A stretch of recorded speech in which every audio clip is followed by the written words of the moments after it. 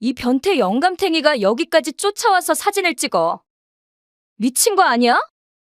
아니, 나는 그게 아니라. 아니긴 뭐가 아니야? 자꾸 마주칠 때부터 알아봤어. 할 짓이 없어서 다 늙어서 스토킹을 해? 아니에요. 스토킹이라뇨. 여기 타일이 깨져서 그거 살피고 있었어요.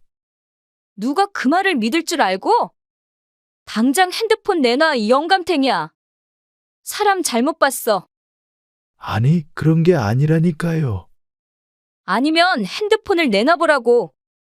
내가 이 건물에서 소란 일으키기 싫어서 경찰을 안 부르는 걸 다행으로 알아. 청소부 주제.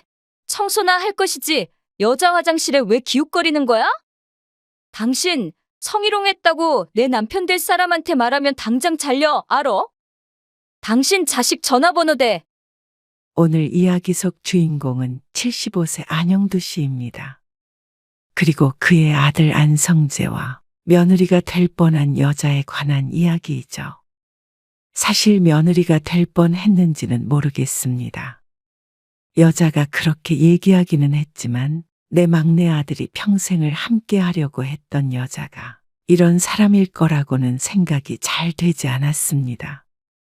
상가 건물을 소유하고 있는 안 씨는 취미 삼아 자신의 건물을 청소했는데 지저분해진 옷차림을 보고는 멋대로 오해한 여자. 조건이 어쨌든 아들의 며느리감은 인성이 첫 번째라고 생각했습니다.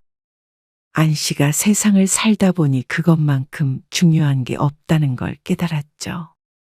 그런데 이렇게 앞뒤가 다른 여자가 내 며느리라고 생각하면 글쎄 모르긴 몰라도 아들의 앞날이 밝을 것 같지는 않았습니다. 그래도 결혼하겠다고 아들이 소개하기 전에 이런 일이 있어서 다행이고 어쩌면 신기하기까지 했습니다. 청소부로 봤으니 망정이지 처음부터 아들의 아버지로 알았다면 그 가면 뒤에 감춰진 얼굴을 안 씨도 몰랐을 테니 말이죠. 안 씨는 20대 시절부터 회사에 다니다가 50세에 퇴직을 하고 부동산에 투자해서 임대를 주고 월세를 받았습니다. 처음에는 소득이 크지 않았지만 시간이 지나면서 보유하고 있던 부동산 가격이 오르면 팔기도 하고 또다시 투자하기도 해서 60세 중반이 되어서는 4층짜리 상가 건물의 건물주가 되었습니다. 그 외에도 오피스텔 몇 채도 있고 말이죠. 그리고 상가를 포함해서 공실은 하나도 없었습니다.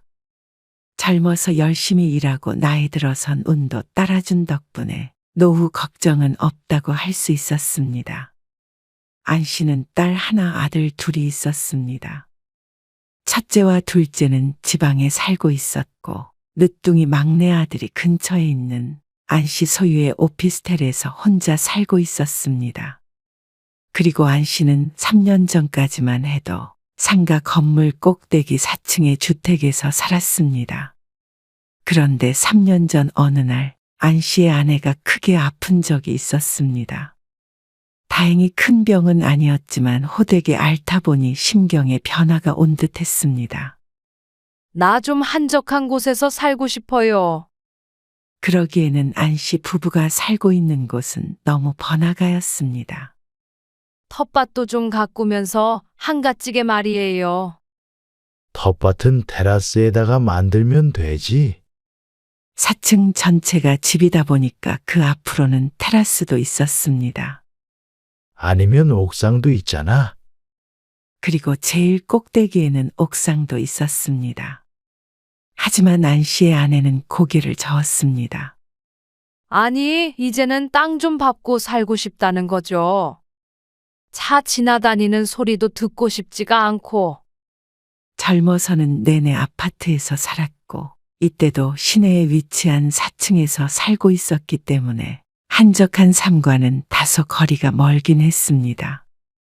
그러면 이사 가면 되지. 그렇게 안 씨 부부는 30분 거리의 외곽에 있는 단독주택으로 이사를 하게 되었습니다. 아내의 말처럼 마당이 딸린 단층 단독주택이었습니다. 정원도 가꾸고 텃밭도 가꿀 수 있는 아늑한 남양집이었죠. 그렇게 되니 4층의 넓은 주택이 비어버렸습니다.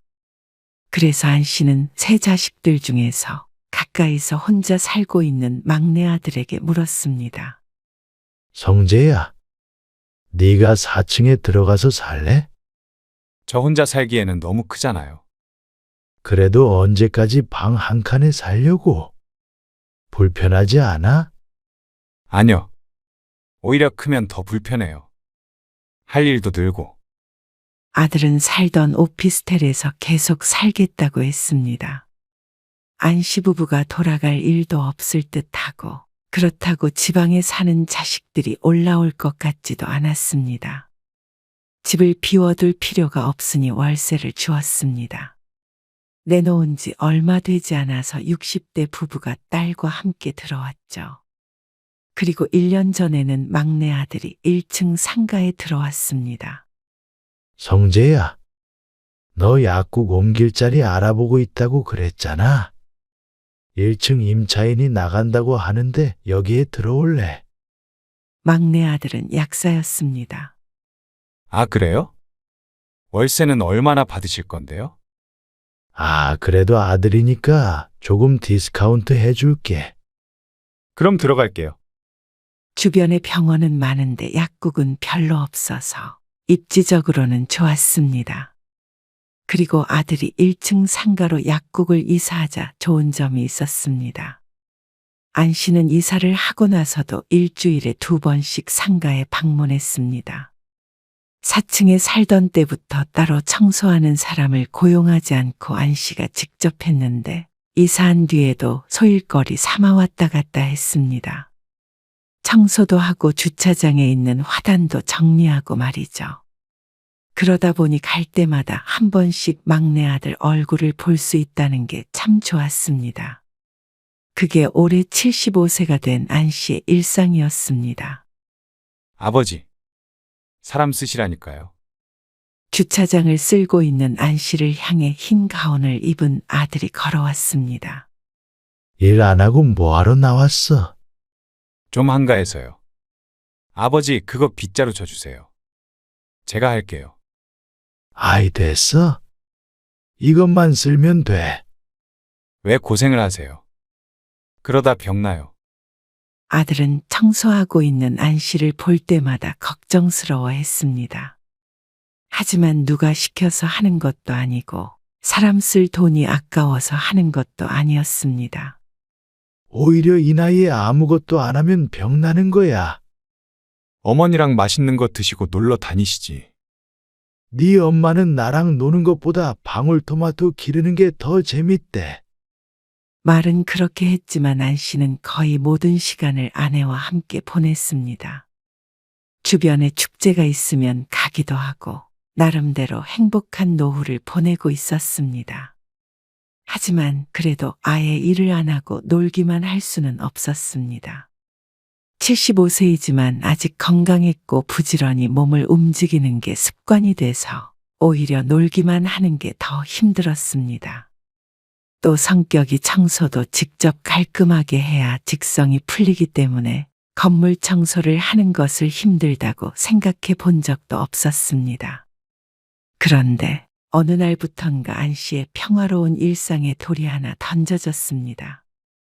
띠링 하는 소리와 함께 1층 약국 옆에 있는 카페에서 한 아가씨가 나왔습니다.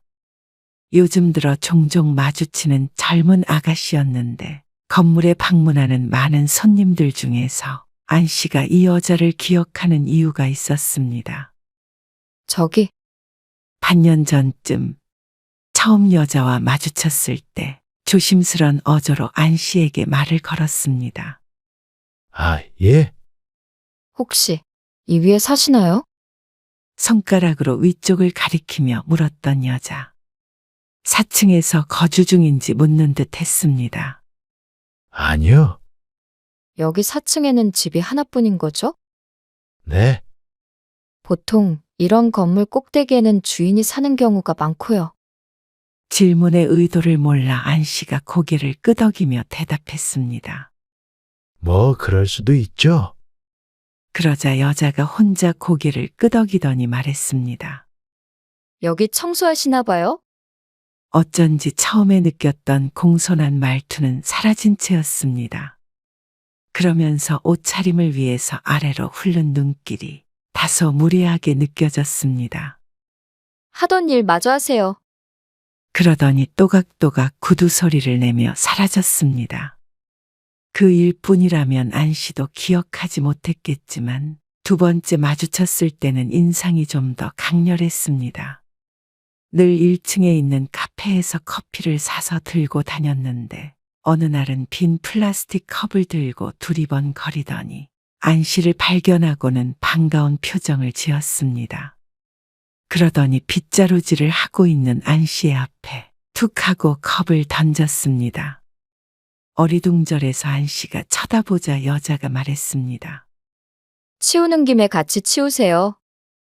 그러고는 가버리는 여자의 뒷모습에 안 씨는 한숨을 쉬었습니다. 청소하고 있으면 쓰레기를 주고 가는 사람은 이제 놀랍지도 않았습니다.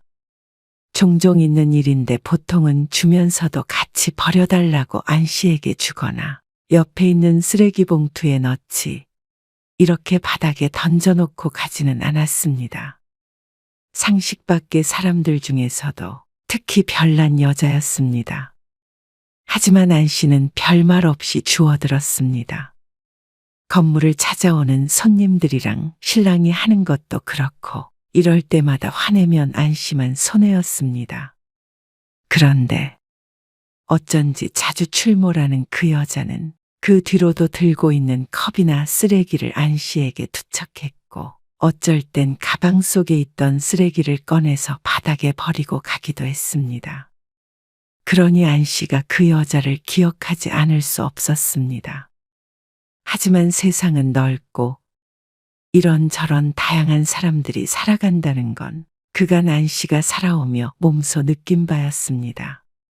어쩌다 한번 마주치는 사람 때문에 기분 상할 필요는 없었습니다. 성재야, 얼른 앉아서 밥 먹어. 모처럼 막내 아들이 퇴근 후에 안 씨네 집에 방문했습니다. 힘들게 뭘 이렇게 많이 차리셨어요. 집에서 노니까 이것저것 해봤지. 어디 편찮으신 데는요? 없지. 지금처럼 건강한 때가 없어. 이거 먹어봐. 엄마가 직접 기른 거야. 아내는 땅을 밟고 사는 삶에 대단히 만족해했습니다. 근데 걱정은 있지. 갑작스레 걱정이 있다는 말에 아들이 의아해했습니다. 뭐가 걱정이신데요? 성재, 네가 걱정이지. 너는 35이나 됐는데 왜 아무도 안 데리고 오는 거야? 그 말에 아들은 김이 샌다는 듯 피식 웃었습니다. 35이면 젊죠. 젊기는 옛날 같았으면 애가 중학생은 됐겠어. 엄마도 네 형을 25에 낳았어. 아내가 아들을 가볍게 흘기며 말했습니다. 지금이랑 같나요? 주변에 결혼 안 한 친구들이 더 많은데요, 뭘. 아들은 아내의 압박에도 별다른 생각이 없어 보였습니다. 소개시켜줄 처자도 없는 거야? 그러니까 잠시 입속 음식을 삼키더니 대답했습니다. 만나고 있는 사람은 있어요. 뭐? 정말? 그러자 안 씨의 아내가 한박 웃음을 지었습니다. 너무나도 기뻐하는 모습에 안 씨가 웃으며 고개를 저었습니다. 35에 만나고 있는 친구라면 결혼할 가능성이 꽤나 높아 보였는지 아내는 아들이 만난다는 사람을 한번 보고 싶어 하는 눈치였습니다. 아들은 난처해하다가 열성적인 아내의 반응에 이내 고개를 끄덕였습니다. 나중에 기회 되면 한번 자리 마련해 볼게요. 그렇게 아들이 가고 나서 안 씨는 아내와 대화를 나눴습니다. 드디어 우리 성재도 장가 가려나 보네요. 뭐가 그렇게 급해? 어련히 알아서 하겠지. 아내는 둘 다 벌써 70대이니 마음이 급한 듯 했습니다. 늦둥이까지 보내야 홀가분해질 것 같아요. 그리고 주말 동안에는 쉬고 다음 주 화요일에 안 씨는 다시 청소를 하러 갔습니다. 주말이 지나고 가보면 담배꽁초나 쓰레기 같은 게 더 많았는데 특히나 주차장 쪽이 지저분했습니다. 매장 앞은 상가 세입자들이 치우는 편인데 잘 안 보이는 주차장은 안 씨가 아니면 치울 사람이 없었습니다. 청소용구를 챙겨서 주차장 안쪽으로 향한 안 씨는 또다시 그 여자와 마주쳤습니다. 가장 안쪽부터 쓰려고 했더니 구석에 쪼그려 앉아서 전화통화를 하고 있었습니다. 그래서 조금 떨어진 곳부터 쓸기 시작했습니다. 하지만 아무도 없는 공간에 둘이 있으니 듣고 싶지 않아도 통화 소리가 들려왔습니다. 남자친구 만나러 왔지. 아니, 끝나려면 멀었는데 잠깐 얼굴 보러 온 거야.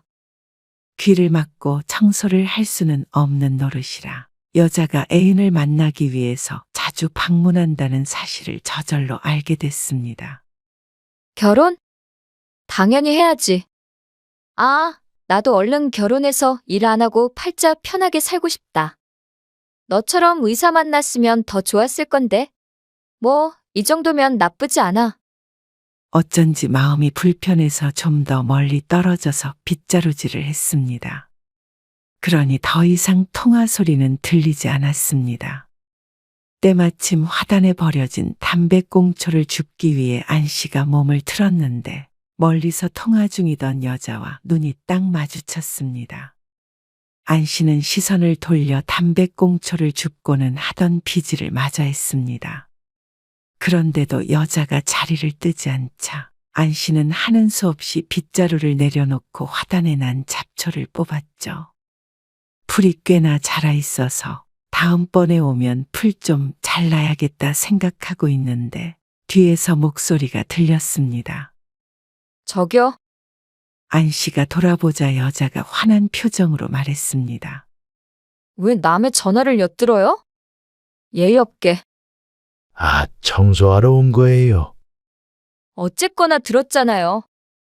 듣고 싶지 않아서 자리를 옮겼는데도 쫓아와서 따지는 여자. 본의 아니게 죄송합니다. 근데 엿들은 게 아니고 청소하다가 좀 들렸는데 이쪽으로 옮기고는 못 들었어요.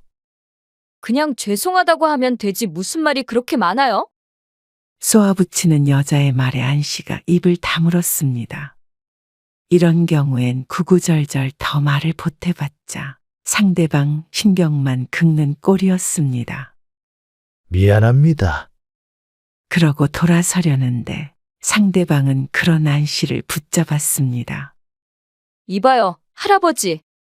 그렇게 지저분한 꼴로 이런 건물 청소하고 그러면 건물 이미지가 어떻게 되겠어요?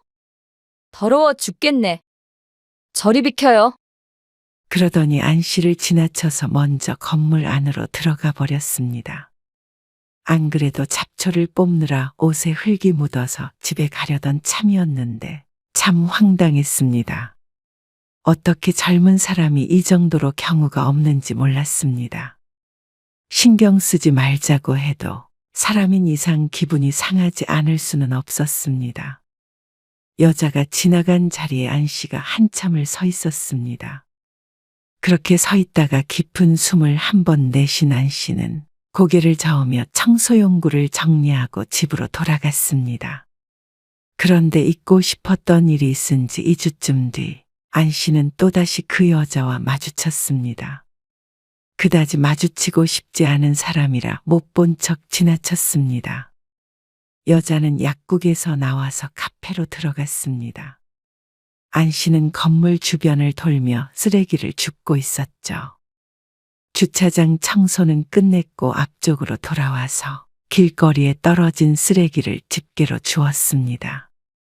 그런데 1층 카페 안 창가에 앉아있는 여자와 눈이 또 마주쳤습니다. 그러자 인상이 구겨지는 여자. 그런 여자를 안 씨가 또다시 못 본 척 지나쳤습니다.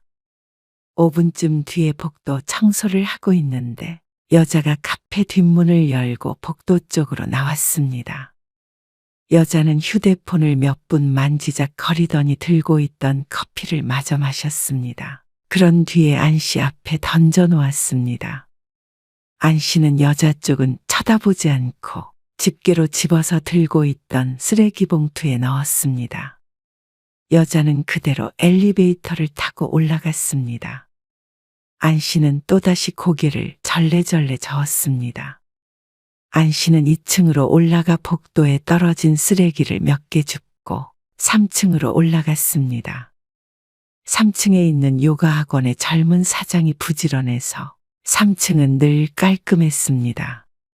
그리고 4층은 세입자가 직접 청소하기 때문에 내려가려고 하는데 화장실 앞에 떨어진 아이스크림 막대가 눈에 띄었습니다. 집게로 집어 봉투에 넣었더니 이번에는 문 앞 타일 바닥이 깨져 있는 걸 발견했습니다. 아이고, 이게 어쩌다 이렇게 됐지. 다행히 한 개만 깨져 있어서 그것만 바꾸면 될 듯 했습니다. 안 씨는 주머니에서 휴대폰을 꺼내 들고는 허리를 숙여 타일을 찍었습니다.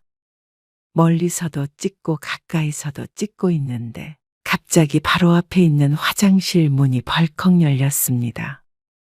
순간 안 씨도 놀랐지만 나오던 사람은 기겁하며 소리를 꽥 질렀습니다. 아이고, 놀래켜서 미안합니다. 안 씨가 사과를 하며 고개를 드는데 하필이면 그 여자였습니다. 곱게 지나갈 사람은 아님이 분명했죠. 당신 뭐야? 이 변태 영감탱이가 여기까지 쫓아와서 사진을 찍어. 미친 거 아니야? 귀가 아플 정도로 날카롭게 소리치는 여자 때문에 안 씨는 더욱 당황했습니다. 아니, 나는 그게 아니라. 아니긴 뭐가 아니야? 자꾸 마주칠 때부터 알아봤어. 할 짓이 없어서 다 늙어서 스토킹을 해. 아니에요. 스토킹이라뇨. 여기 타일이 깨져서 그거 살피고 있었어요. 이게 무슨 난리인지 모르겠는데 여자는 아무리 말해도 진정하지 않았습니다. 타일 같은 소리 하시네? 누가 그 말을 믿을 줄 알고? 당장 핸드폰 내놔, 이 영감탱이야. 사람 잘못 봤어. 아니, 그런 게 아니라니까요. 아니면 핸드폰을 내놔보라고. 그러면서 거의 몸싸움이라도 할 듯이 안 씨의 휴대폰을 빼앗아갔습니다. 그 과정에서 휴대폰이 바닥에 떨어지고 난리도 아니었습니다. 여자는 휴대폰을 켜서 앨범을 살펴보는 듯 했습니다. 안 씨는 그 옆에서 허허하는 한숨만 쉬고 있었고 상상했던 변태 같은 사진을 발견하지 못한 여자는 무척 당황스러워 보였습니다. 타일이 깨져서 교체해야 되니까 그 사진 찍은 겁니다. 사진이 없다고 끝인 줄 알아? 내가 이 건물에서 소란 일으키기 싫어서 경찰을 안 부르는 걸 다행으로 알아. 청소부면 청소나 할 것이지. 여자 화장실에 왜 기웃거리는 거야? 당신 성희롱했다고 내 남편 될 사람한테 말하면 당장 잘려. 알아? 당신 자식한테 내가 한번 전화해볼까? 쪽팔린 줄 알아, 인간아. 남편 될 사람이 누구길래 여자의 말 한마디에 자신을 자를 수 있다는 것인지 의아했습니다. 나이도 많이 먹었으면 집에나 있을 것이지. 무슨 그 나이에 일을 한다고 나와서 민폐인지 모르겠네요. 물증이 없다고 생각했는지 반토막 났던 말투는 어느새 다시 존댓말로 바뀌어 있었습니다. 하지만 안 씨는 더 이상 듣고 있기 힘들었습니다. 젊은 사람이 언행을 그렇게 하면 안 돼요. 청소부 주제에 뭘 안다고 사람을 가르치려고 하세요? 내가 청소부라서 아가씨한테 피해 준 거 있습니까? 직업에는 귀천이 없는 건데 이렇게 막말을 하나요? 아니, 내가 살아보니까 사람은 귀천이 있더라고요? 고용하는 사람이랑 노동자랑 어떻게 같아요? 나한테 뭐라고 할 게 아니라 나이든 부모 청소시킨 자식 탓을 하세요. 이미 싸울 준비가 돼 있는 사람과 말을 섞어봤자 자신만 손해였습니다. 더 이상 할 말 없고 서로 갈 길 갑시다. 안 씨가 내려가려고 엘리베이터를 누르자 4층에서 엘리베이터가 내려왔습니다. 내 말 아직 안 끝났어요. 그런데 그때 엘리베이터 문이 열렸고 그 안에는 4층에 살고 있는 60대 부부가 타고 있었습니다. 어머, 안녕하세요. 부부는 안 씨를 보며 아른 채 했습니다. 네, 안녕하세요. 그런데 엘리베이터에 따라탄 여자가 갑자기 얌전해지더니 부부를 향해 공손하게 인사했습니다. 어머나. 안녕하세요. 그러자 노부부가 어리둥절한 표정으로 따라서 고개를 숙였습니다. 누군데 인사를 하나 하는 표정이었습니다. 그나저나 오늘도 열심히 고생하시네요. 부부가 고개를 돌려 안 씨를 향해 인사말을 했습니다. 덕분에 건물이 너무 깨끗해요. 그런데 그 사이를 여자가 끼어들며 말했습니다. 저 성재 씨 여자친구예요. 부부를 향해서 말이죠. 성재요? 그 말에 노부부는 영문을 모르겠다는 표정을 지었습니다.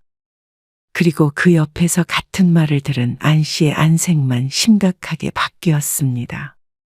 그걸 보지 못한 여자가 다시 한번 말했습니다. 네, 아드님 여자친구예요. 한번 인사드리려고 했는데 결혼할 사이예요.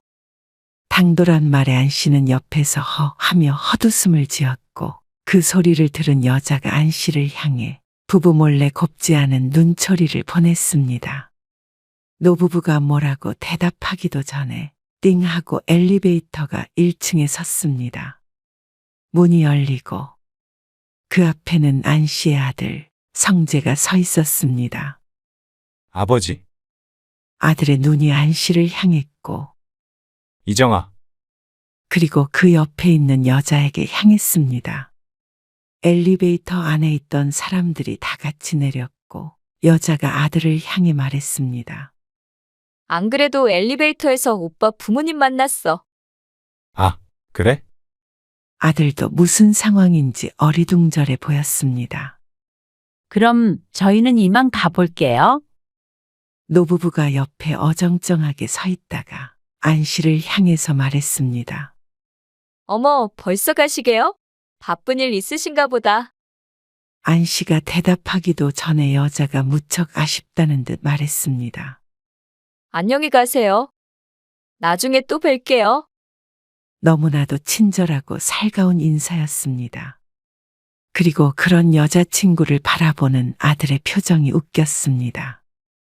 이게 도대체 무슨 상황인지도 모르겠고 여자친구는 왜 4층 세입자에게 또 보자고 인사하는지도 이해가 안 간다는 표정이었습니다. 하지만 그 표정을 알아보고 웃을 수 있는 건 안 씨뿐이었습니다. 안 씨는 들고 있던 청소용구를 탁 하고 내려놓았습니다. 그러자 아들과 여자의 시선이 모였습니다. 여자가 이제야 생각이 났다는 듯 말했습니다. 아참, 오빠. 내가 경찰에 신고하려다가 오빠 생각해서 참았는데 이 할아버지가 날 성추행했어. 그러자 아들의 눈이 더 이상 커질 수 없을 만큼 크게 확장됐습니다. 뭐라고? 놀랐지? 내가 그냥 참고 넘어가려고 했는데 이렇게 사람들 많이 다니는 건물에 이런 사람을 고용하면 큰일 날 수도 있잖아. 이정이 너 지금 무슨 소리 하는 거야? 3층에서 내가 붙잡아 왔어. 이 변태 할아버지가 휴대폰으로 바닥 찍는 척 하면서 기웃거리고 있더라고. 여자 화장실에 몰카 있는지도 한번 확인해봐. 기가 막힌 말에 안 씨는 어디까지 하나 지켜보자는 심정으로 잠자코 있었습니다. 다 사실이야.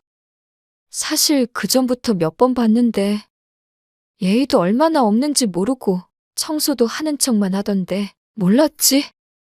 그리고 자꾸 날 쳐다보고 소름 끼치고 무서웠어. 다른 건 몰라도 성범죄자가 오빠네 건물에 돌아다니게 하면 안 되는 거잖아. 그러면서 점점 흐느끼는 여자를 보니 한편의 드라마를 보고 있는 듯 했습니다. 아들은 뒤늦게 정신을 차렸습니다. 아니, 우리 아버지가 성추행범이란 말이야, 지금? 말이 되는 소리를 해라. 그 말에 여자가 눈물이 쏙 들어갔는지 눈을 느리게 깜빡거리며 아들을 쳐다보았습니다. 아버지? 오빠 아버지는 아까 가셨잖아. 아까부터 도대체 무슨 말을 하는지 모르겠네. 아까 가신 분들은 4층 세입자고. 뭐? 난 당연히 맨 위에 오빠 부모님이 사시는 줄 알았는데. 그건 예전엔 그랬고 지금은 안 사셔. 아버지가 왔다 갔다 하면서 청소만 하시지. 근데 그게 중요한 게 아니라 변태 할아버지? 아버지, 이게 무슨 말이에요? 아들이 안 씨를 돌아보며 묻자 여자의 얼굴이 사색이 됐습니다. 귀신을 봤어도 그보다는 핏기가 있을 듯 했습니다. 글쎄다, 아까부터 저 아가씨가 날 쫓아다니면서 변태 영감탱이라고 하는데 이유를 모르겠네. 화장실 앞에 타일이 깨졌길래 그거 바꾸려고 사진 찍고 있었는데 말이야. 안 씨는 휴대폰 사진을 아들에게 보여주며 말했습니다. 아니, 그게 아니라 오빠. 아니. 아버님. 그게 아니고요. 아버님? 천안 청소부 주제에 내가 어떻게 아가씨 아버님이 됩니까? 천안, 청소부 주제요? 그러게 청소부 주제에 나서지 말라고 저 아가씨가 알려줬는데. 그렇죠? 안 씨가 여자에게 인자하게 물었습니다. 그러자 여자가 화들짝 놀라며 손사래를 쳤습니다. 아니에요. 그런 뜻으로 말씀드린 게 아니고요. 저는 성재 오빠 아버님인 줄 모르고요. 그걸 알았다면 나한테 했던 행동들이 달라집니까? 조이정, 너 아버지한테 도대체 뭐라고 말씀드린 거야? 아들이 대략적인 상황이 파악이 되는지 굳은 표정으로 물었습니다. 아니, 난 청소하는 아저씨인 줄 알았어. 그래서 청소하는 사람한테는 함부로 해도 된다는 거야? 아니, 그럴 리 없잖아. 아버지가 성추행했다는 건 뭔데? 아니야, 내가 오해한 거야. 그러니까 그런 일도 없이 청소한다는 이유로 모함을 했다는 거지? 아들은 잠시 하늘을 보며 애써 화를 삭히는 듯 보였습니다. 내가 일 바쁘니까 끝나고 보자고 했잖아. 근데 왜 자꾸 와서는 아버지한테 실수하고. 나는 오빠랑 곧 결혼할 사이니까 오빠 부모님 뵈서 점수 좀 따려고. 아들이 한숨을 쉬다가 안 씨에게 말했습니다. 아버지, 죄송합니다. 그러자 여자도 따라서 허리를 숙여 사과했습니다. 죄송해요. 아버님. 아까 아가씨가 나한테 그랬지요. 사람이 귀천이 있는 거라고요. 아가씨는 돈이나 직업으로 사람의 귀천을 판단하는 모양인데 나는 그걸 인품으로 판단하거든요. 그렇게 따지면 아가씨는 나한테 귀한 사람은 아닌 것 같네요. 천한 사람은 내가 며느리로 드리고 싶지가 않아요. 지난번에 통화하는 거 들으니 내 아들 통해서 귀해지고 싶은 모양인데 생각을 달리 했으면 하네요. 나한텐 귀한 자식이라. 그러자 여자가 울먹거렸습니다. 아버님. 안 씨는 쓰레기 봉투를 열어 아까 여자가 던졌던 커피컵을 집어들었습니다. 자, 이거는 네가 치워라. 이게 뭐예요, 아버지? 아까 이 아가씨가 나보고 치우라고 바닥에 던져둔 건데 저번에 던진 거 그리고 저저번에 던진 건 내가 치웠는데 이건 네 몫인 것 같다. 그러고는 아들의 손에 컵을 쥐어주었습니다. 아들이 놀란 표정을 짓다가 이내 얼굴을 일그러뜨렸습니다. 안녕하세요, 사장님. 아이고, 제가 해야 되는데. 항상 저희 카페 앞도 깨끗하게 치워주셔서 감사합니다. 그 와중에 1층 카페 사장이 안 씨에게 인사를 하며 지나갔습니다. 그러자 여자의 표정이 더욱 처참해졌죠. 아버지, 난 이만 가마. 나중에 통화하자. 건물을 빠져나오려는데 뒤에서 두 사람의 말소리가 들렸습니다. 아들이 여자를 탓하자 여자가 흐느끼며 변명하더니 소리쳤습니다. 진짜 날 성추행했을 수도 있는 거잖아. 어떻게 내 말은 다 거짓말이래? 우리 아버지는 그럴 뿐 아니셔. 그럼 나는 그럴 사람이야? 그건 모르겠지만 내가 너보다는 우리 아버지를 잘 알지 않겠니? 아들의 말을 뒤로하고 건물을 나왔습니다. 그리고 그날 저녁에 아들에게서 전화가 왔습니다. 아버지, 정말 죄송해요. 안 씨가 침묵했습니다. 헤어졌습니다. 알았다. 마음 많이 상하셨죠? 신경 쓸 것 없다. 정리했다는데 무슨 말을 더 한들 소용이 있니? 안 씨는 아들에게 나 때문에 헤어질 필요까진 없다. 네가 원하는 대로 해라. 이런 말은 하지 않았습니다. 아들이 옳은 선택을 했다고 믿었습니다. 아들은 한동안 안 씨에게 죄인처럼 굴었지만 그걸 아들의 탓이라고 생각하지 않았습니다. 그래서 어차피 끝난 일이니 안 씨도 잊어버리자고 했죠. 그런데 보름쯤 지나서 안 씨가 청소를 하고 있는데 여자가 찾아왔습니다. 아버님, 정말 죄송합니다. 제가 몰랐어요. 무릎이라도 꿇으라면 꿇을게요. 여자는 몰라서 그랬다며 사죄를 했습니다. 제 한순간의 실수로 성재 오빠가. 말을 들어보니 헤어지긴 한 모양이었습니다. 몰라서 그랬다는 건 핑계가 안 되지요. 내가 성재 아빠가 아니라 아가씨에게 끝까지 청소부였다면 이런 사과를 받을 수 있었을까요? 그러자 여자가 입술을 꼭 깨물었습니다.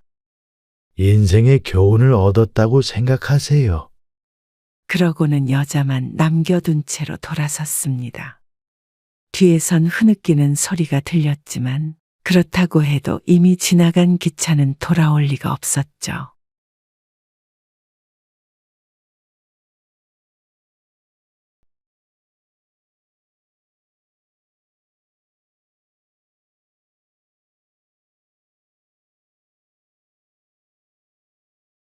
도대체가 너무하는 거 아니에요? 어떻게 결혼하는데 꾸민비도 따로 안 주는 집이 어디 있어요? 꼭 돈이 아니라도 명품 가방 몇 개씩은 다 사준다고요.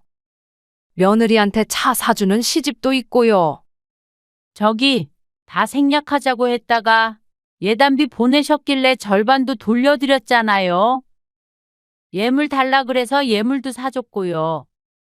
내가 뭐 우리들 선물을 바란 게 아니잖아요. 원래 정식으로 하자면 여자 쪽 부모 형제들한테도 다 사주고 그래요. 그런데 어떻게 며느리를 이렇게 돈 한 푼 안 들이고 데려갈 생각을 하시죠? 허례허식은 싫다고 하셨잖아요. 이런데 쓸 돈 있으면 차라리 집을 대출 없이 사는 게 낫다고 생각했어요. 진주도 거기에 동의했었고요. 집 얘기가 나왔으니까 말이야. 사돈, 원래 집은 남자가 해와야 하는 거잖아요. 그런데 저희도 돈을 보탰죠? 여자 쪽에서 이렇게 성의를 보였으면은 우리가 이런 말을 안 해도 남자 쪽에서 알아서 해줘야 하는 것들이 있는 법이에요. 황당한 법이었습니다. 집을 남자가 해와야 한다고요? 진주야, 너도 그렇게 생각해? 아들이 묻자 예비 며느리가 눈치를 보며 작게 고개를 끄덕였습니다. 그리고 그걸 본 아들의 표정이 일그러졌습니다. 오늘 이야기 속 주인공은 58세 양성희 씨입니다. 그리고 그녀의 아들 33세 김인혁의 결혼에 관한 이야기입니다. 아들의 결혼을 준비하면서 양 씨는 많은 것을 느끼게 되었습니다. 세상이 내 상식대로만 돌아가지 않는구나 하는 건 알고는 있었지만 그게 내 아들에 관한 이야기가 될 줄은 몰랐습니다. 결혼이라는 게 젊은 사람들끼리 살아가는 것이지만 양 씨는 이런 며느리를 볼 자신도 없고 이런 집이랑은 사돈 맺을 자신도 없었습니다. 아들이 그래도 결혼하겠다면 감수해야 하나 마음이 철렁했는데 이 결혼을 가장 거부하고 싶은 게 다름 아닌 아들이었습니다. 하나밖에 없는 아들이니 우리 쪽이 더 많이 지출을 했고 예단 예물도 생략하자길래 다 그러자고 했습니다. 그런데 꾸민 비며 무슨 비며 며느리를 공짜로 드리려 한다는 말까지 하는 사돈. 결혼을 시키려고 하는 것인지 딸을 가지고 장사를 하고 싶은 것인지 헷갈릴 지경이었습니다. 하지만 그쪽에서 딸을 팔겠다니 장단을 맞춰줄 생각이었습니다. 우리는 상품이 맘에 안 드니 반품시킬 수밖에요. 양 씨는 어려서부터 친정이 부유했고 결혼하고 나서도 어려움이 없었습니다. 남편은 대기업에 다녔고 양 씨도 직장에 다니다가 아들을 낳으며 그만두고 살림을 했습니다. 그런데 고요한 강 위에 떠있는 배 같았던 양 씨의 삶은 IMF를 겪으며 거친 바다 위에서 풍랑을 만난 쪽배 같은 신세로 바뀌게 됐습니다. 그렇게 부유하던 친정도 사업이 폭삭 주저앉아 버렸고 남편의 직장도 휘청거렸습니다.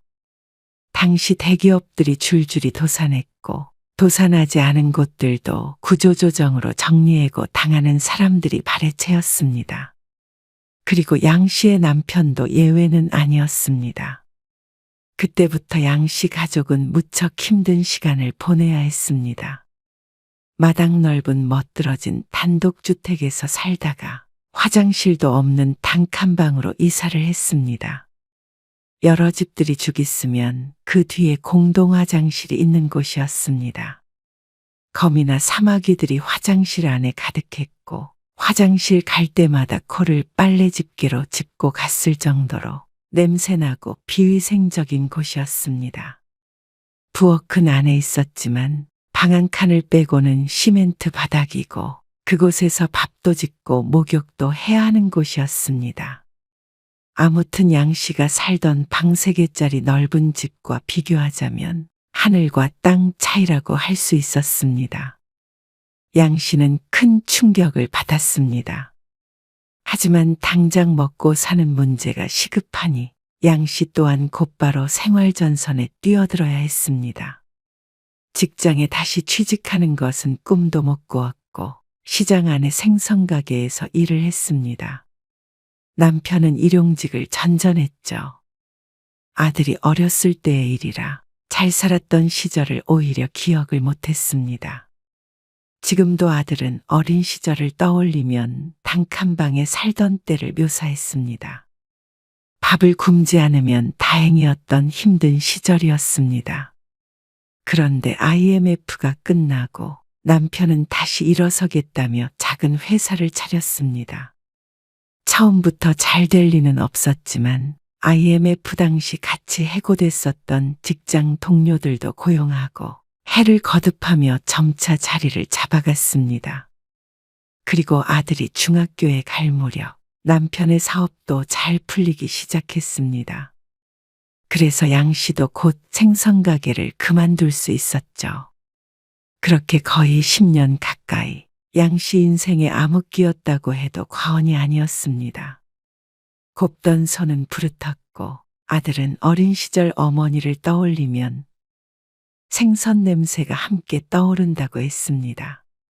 그래도 양 씨는 다시 일어설 수 있었던 게 하늘이 도운 것이라고 생각했습니다. 실제로 그때 망해서 지금까지 힘들게 사는 지인들도 여럿 있었기 때문이었죠. 아들이 딱 공부해야 하는 시기에 집에 여유가 생기니 그것 또한 천만다행이었습니다. 공부는 곧잘 했고 고등학생 때는 전교 학생회장까지 했던 자랑스러운 아들은 대학 졸업 후에 곧바로 대기업에 취업을 했습니다. 그리고 회사 근처 오피스텔에 혼자 살고 있었죠. 이녀가 오늘 아버지가 같이 저녁 식사하는 게 어떠냐고 그러시네. 어쩌죠? 오늘은 동창 모임이 있어요. 그래? 아쉽다. 주말에 한번 들릴게요. 아들이 자취하고 있는 곳이 양 씨의 집과 멀지 않아서 종종 만나곤 했습니다. 양 씨가 가기도 했고 아들이 오기도 했고 바깥에서 만나기도 했죠. 바르게 큰 아들을 보며 양 씨 부부는 밥을 안 먹어도 배부른 게 이런 것이구나 생각하곤 했습니다. 어느덧 아들은 33살이 되었습니다. 그리고 이제 그런 아들을 보내줄 때가 왔죠. 저 결혼하려고요. 아들은 작년에 갔던 동창 모임에서 20년 만에 만난 친구와 교제를 해오고 있었습니다. 1년밖에 안 만났다고 그러지 않았어? 그런데 둘 다 벌써 33이잖아요. 그렇게 생각하면 이른 나이는 아니었습니다. 그리고 얼마 안 가서 상견례 날짜도 정해졌습니다.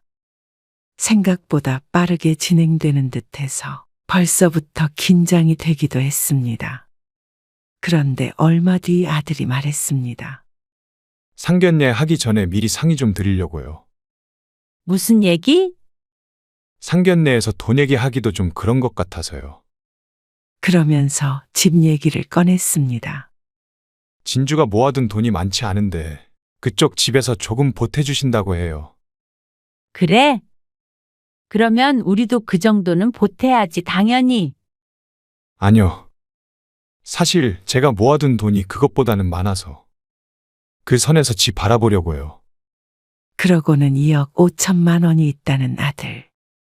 그리고 예비 며느리는 모아둔 돈이 3천만 원이고 그쪽에서 지원해주는 돈이 5천만 원이라고 했습니다.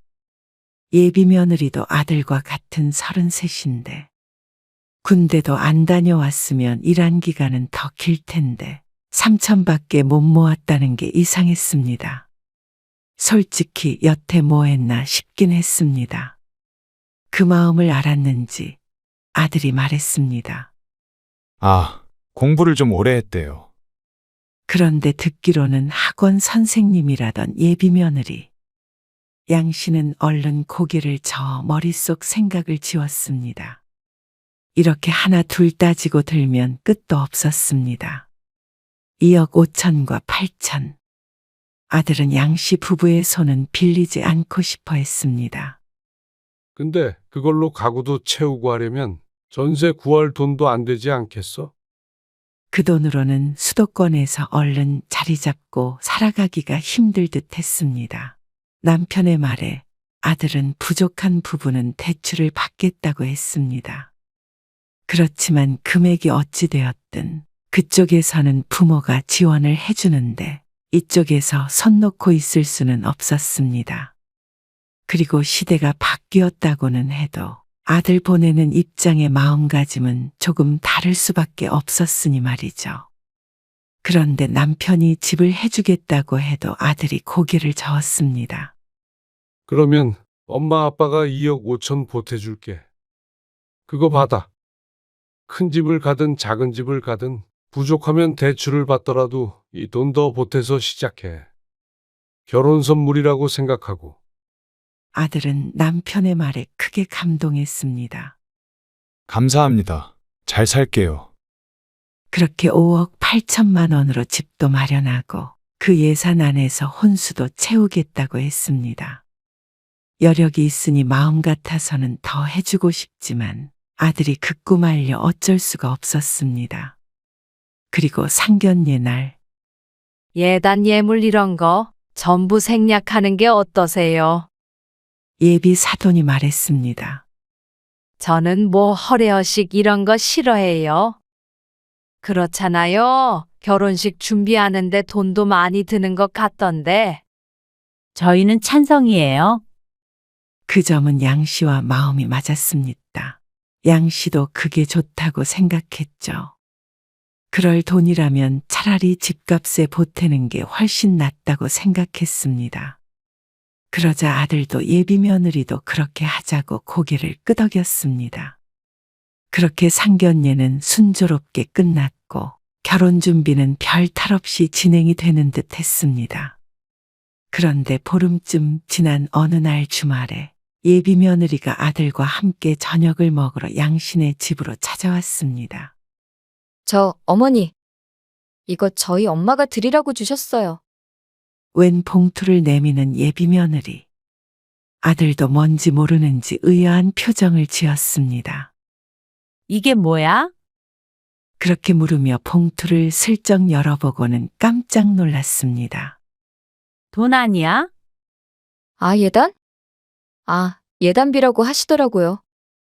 아들이 한숨을 쉬었고 양 씨도 허하고 헛웃음을 지었습니다.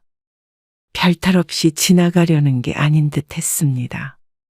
이걸 탈이라고 할 수는 없겠지만 어쨌거나 상대방의 의중을 알았으니 양 씨도 아무 행동을 안 취할 수는 없었습니다.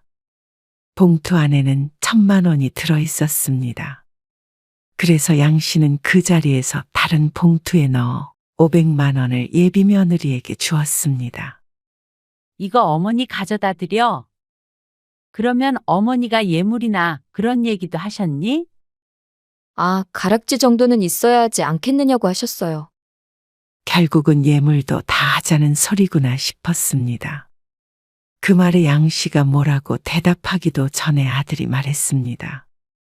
안 하기로 했잖아. 근데 아주 안 하면 아쉽다고 그러시니까 나한테는 왜 말을 안 했어? 어머니한테 드리라고 한 건데. 이녀가 그냥 그렇게 하자. 신부 예물은 너희가 고르는 게 낫겠지? 고르는 김에 목걸이랑 이런 것도 세트로 해. 그렇게 양 씨는 아들과 예비 며느리를 보냈습니다. 그런데 시간이 지나도 그쪽에서 아들에게 시계 하나 사주겠다는 말도 없었습니다. 보통은 신부에게 예물을 해줬으면 시계 정도는 해줘야 하는 것 아닌가 싶었다가 이러다가는 이것저것 다 하게 생겼구나 하는 생각에 시계 정도는 양 씨가 사주려고 했습니다. 이녀가. 그래도 결혼할 때 다들 시계 하나는 사지 않나? 그쪽에서 말 없으면 엄마가 사줄게. 그러자 아들이 머뭇거리며 말했습니다. 아, 사실 진주가 시계 하나는 가지고 싶다고 해서요. 제 거랑 같이 제가 사려고요. 아, 그래? 그러면 그걸 엄마가 사줄게. 커플로. 아니에요. 괜찮아요. 그건 제가 알아서 할게요. 긋고 말리는 아들. 그래서 그것으로 끝났다고 생각했습니다. 그런데 어느 날 아들이 전화를 했습니다. 진주가 예물 사러 가자는데 어머니랑 같이 가고 싶다고 그래요. 나랑? 네. 어머니가 사주시는 거니까 같이 고르고 싶다네요. 어머나 그러니? 알았어. 둘이 편하게 고르라고 아들에게 현금을 보내주었는데 같이 고르고 싶다는 예비 며느리의 말에 조금은 기분이 좋았습니다. 그래도 곧 시어머니 될 사람이라고 가까이 지내려 노력하나 보다 생각했습니다. 그래서 주말에 약속된 백화점에서 아들을 만났습니다. 그런데 그곳에서 기다리고 있었던 것은 아들과 예비 며느리뿐만이 아니었습니다. 아이고, 사돈. 안녕하세요. 어? 안녕하세요. 예비 사돈이 함께 나와 있었는데 양 씨가 아들을 바라보자 아들도 난처한 표정을 짓고 있었습니다. 아, 당황하셨죠? 제가 같이 오자고 했어요. 그러세요. 처음엔 당황했는데 생각해보니 아들의 시계라도 사주러 왔나 싶었습니다. 그렇지 않으면 여기까지 따라올 이유가 없으니 말이죠. 진주야, 이거는 어때? 그건 너무 투박하지 않아? 나는 이런 스타일이 좋은데? 그래. 그 옆에 거. 그런 게 낫지. 그래야 멀리서도 반짝반짝하고 잘 보이지. 양 씨가 둘이 골라보라고 몇 발짝 뒤에 서 있는데 예비 사돈은 그 옆에 바싹 붙어서 보석 고르는데 더 열을 올렸습니다. 예비 며느리는 같이 골라달라고 그러더니 정작 양 씨의 의사는 전혀 상관없다는 듯 보였습니다. 아들도 이런저런 의견을 내보다가 포기하고는 양 씨 옆에 섰습니다. 너무 무리하시는 거 아니에요? 아들이 양 씨만 들리게 속삭였습니다. 괜찮아? 그래도 예물인데 좋은 걸로 해야지. 평생 가지고 있는 거잖아. 이러면 간소하게 하는 의미도 별로 없네요. 어쩐지 허탈해 보이는 아들의 목소리에 양 씨가 대답했습니다.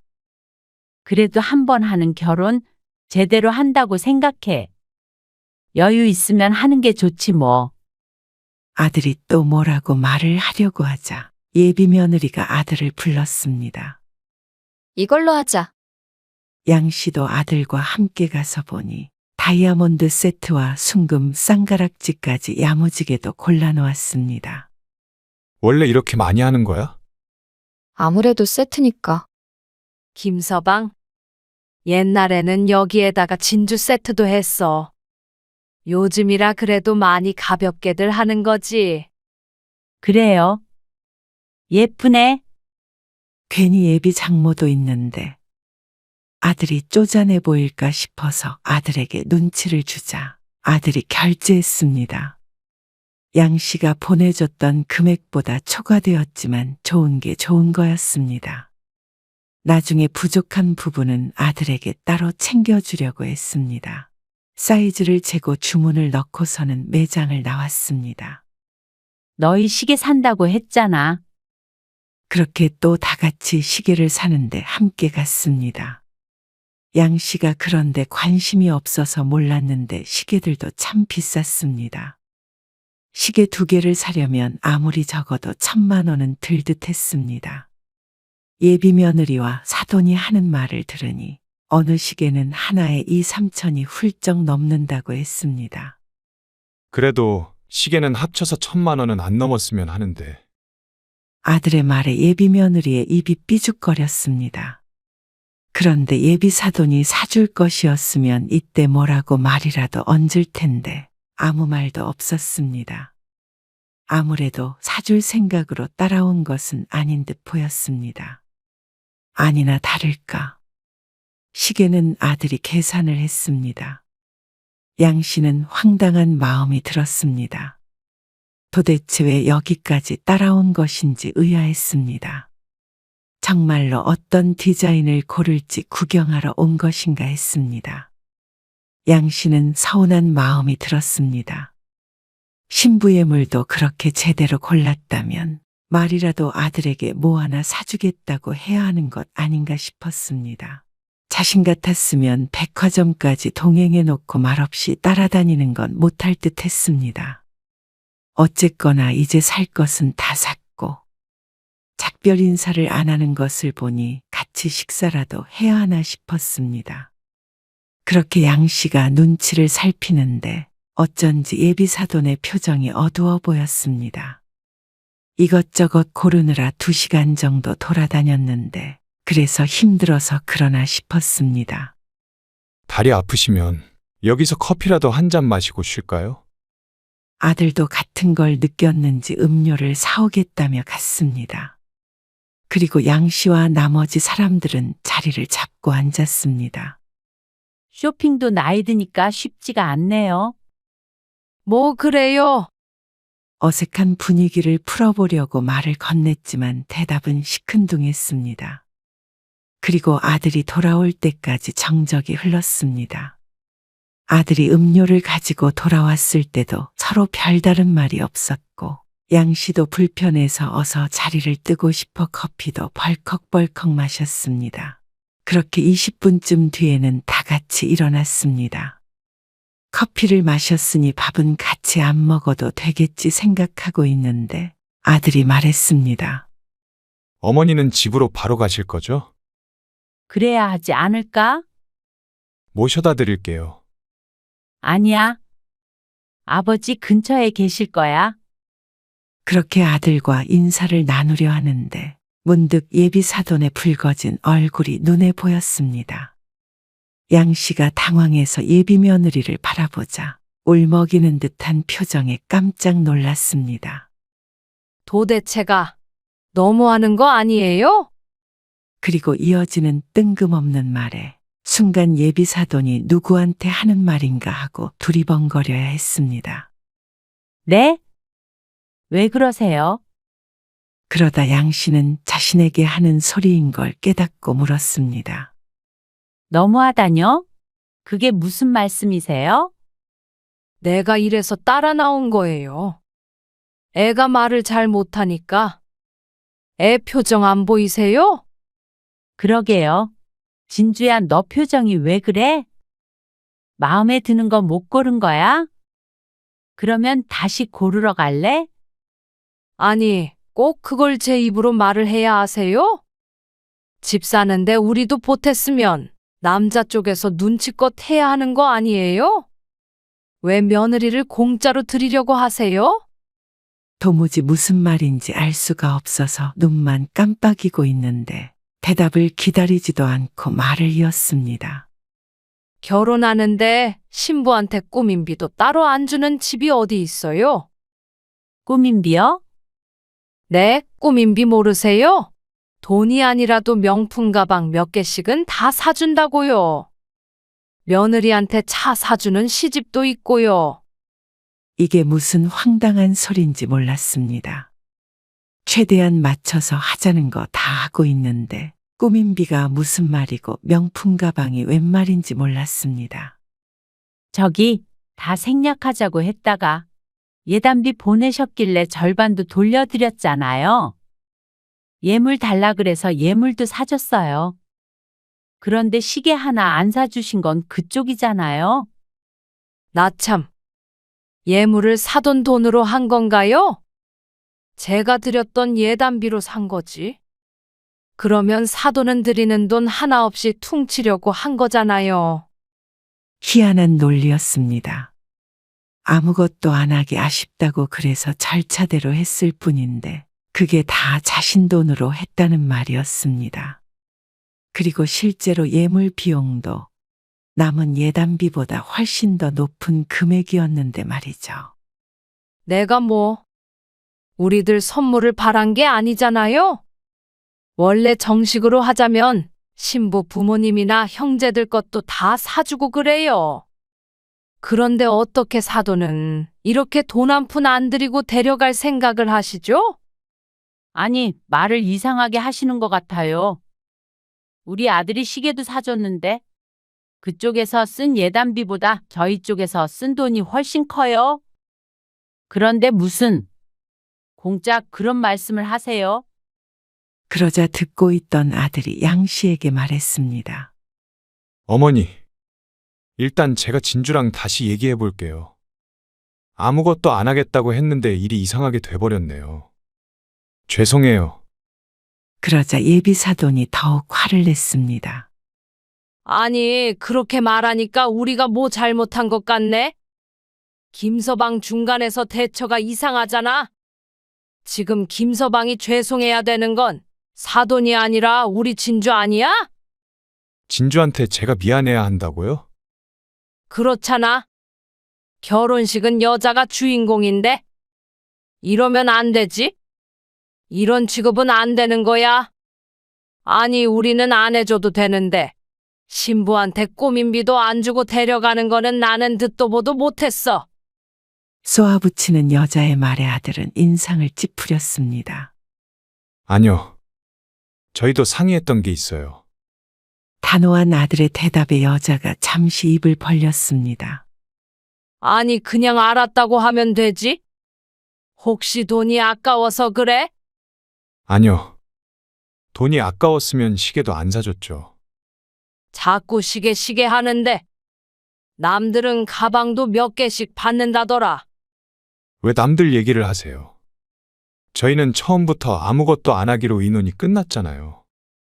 상견례 때도 먼저 그러자고 하셨고요. 아니, 왜 남들 얘기를 하면 안 되냐? 그래도 구색을 어느 정도는 맞춰야 나중에 후회가 없지. 결혼은 인생에 한 번뿐 아니냐? 누가 보면 딸이 아니라 자신이 시집 가는 줄 알 것 같았습니다. 얼마나 흥분해서 말하던지 지나가던 사람들이 하나 둘 쳐다보기 시작했습니다. 허례허식은 싫다고 하셨잖아요.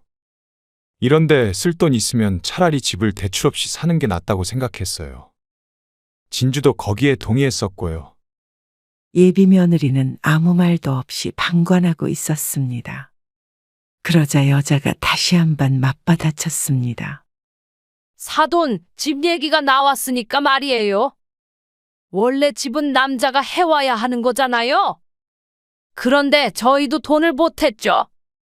여자 쪽에서 이렇게 성의를 보였으면은 우리가 이런 말을 안 해도 남자 쪽에서 알아서 해줘야 하는 것들이 있는 법이에요.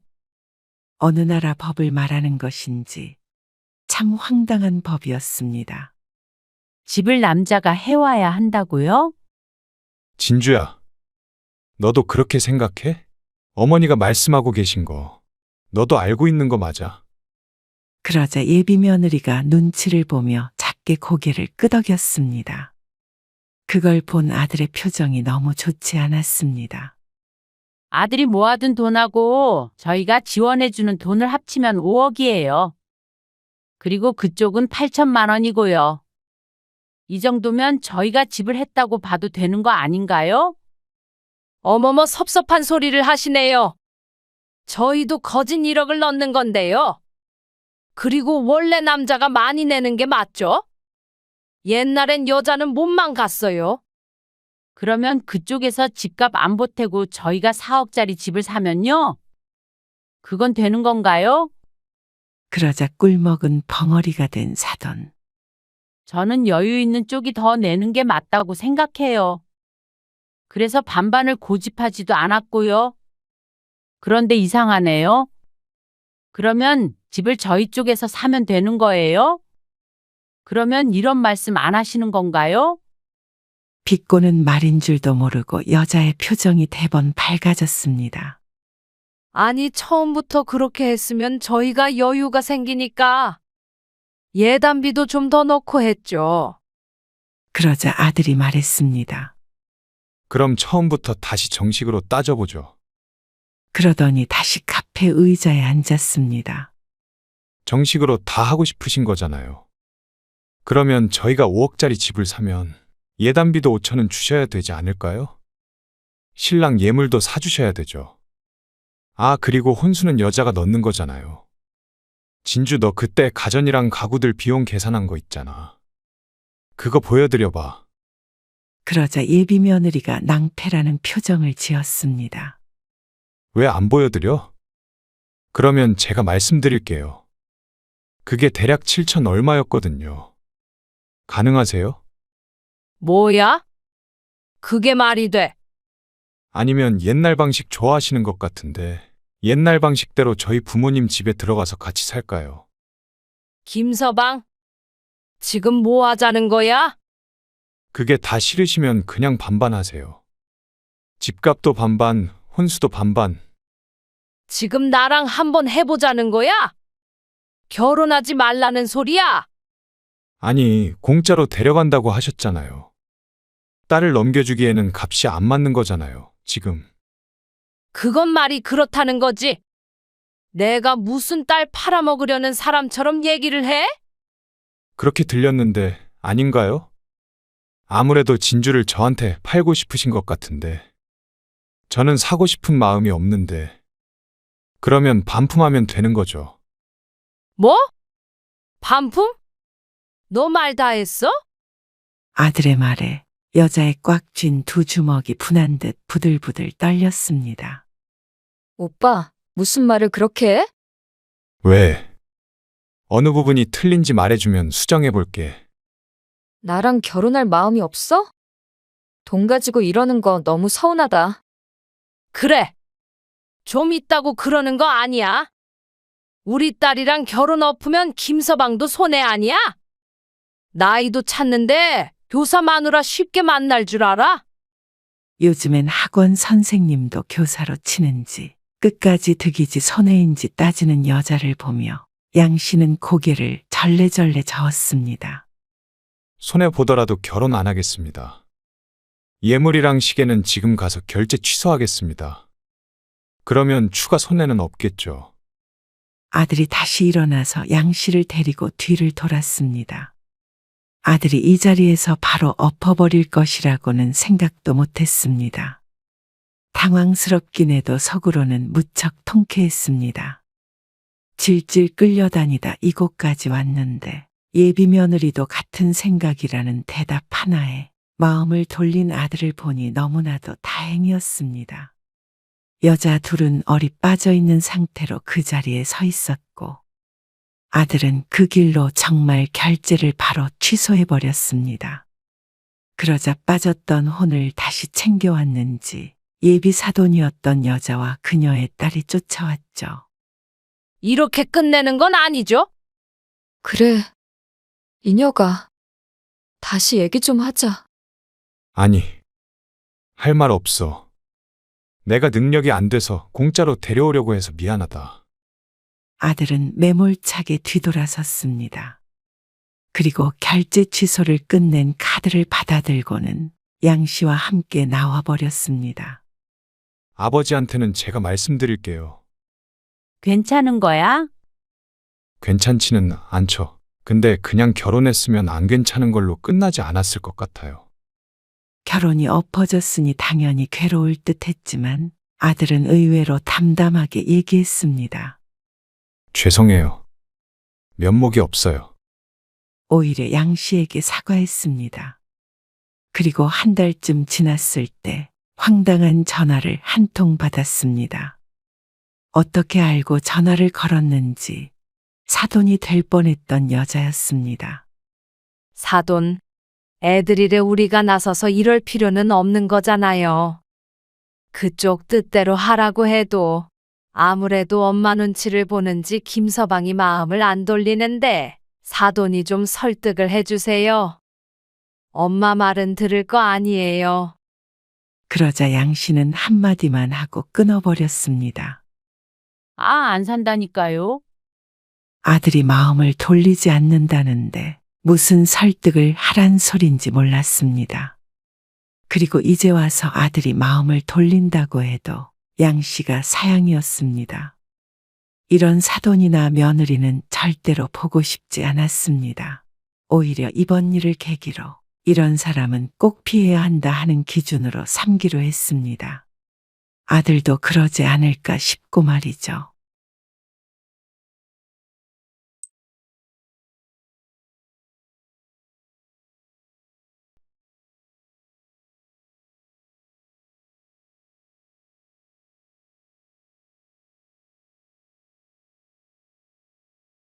너 도대체 뭐부터 따져야 할지 모르겠다. 네 엄마를 보일러 고장난 방에서 재웠어. 너희 엄마 아파서 골골대는 거 안 보여? 그게 왜 제 탓이에요? 갑자기 찾아오셨는데 그러면 안방을 내드려요? 아니면 애를 그 방에서 재울 수는 없잖아요. 너 이놈의 자식이? 너 여태 잘못한 것들 그래 그건 그렇다 치자.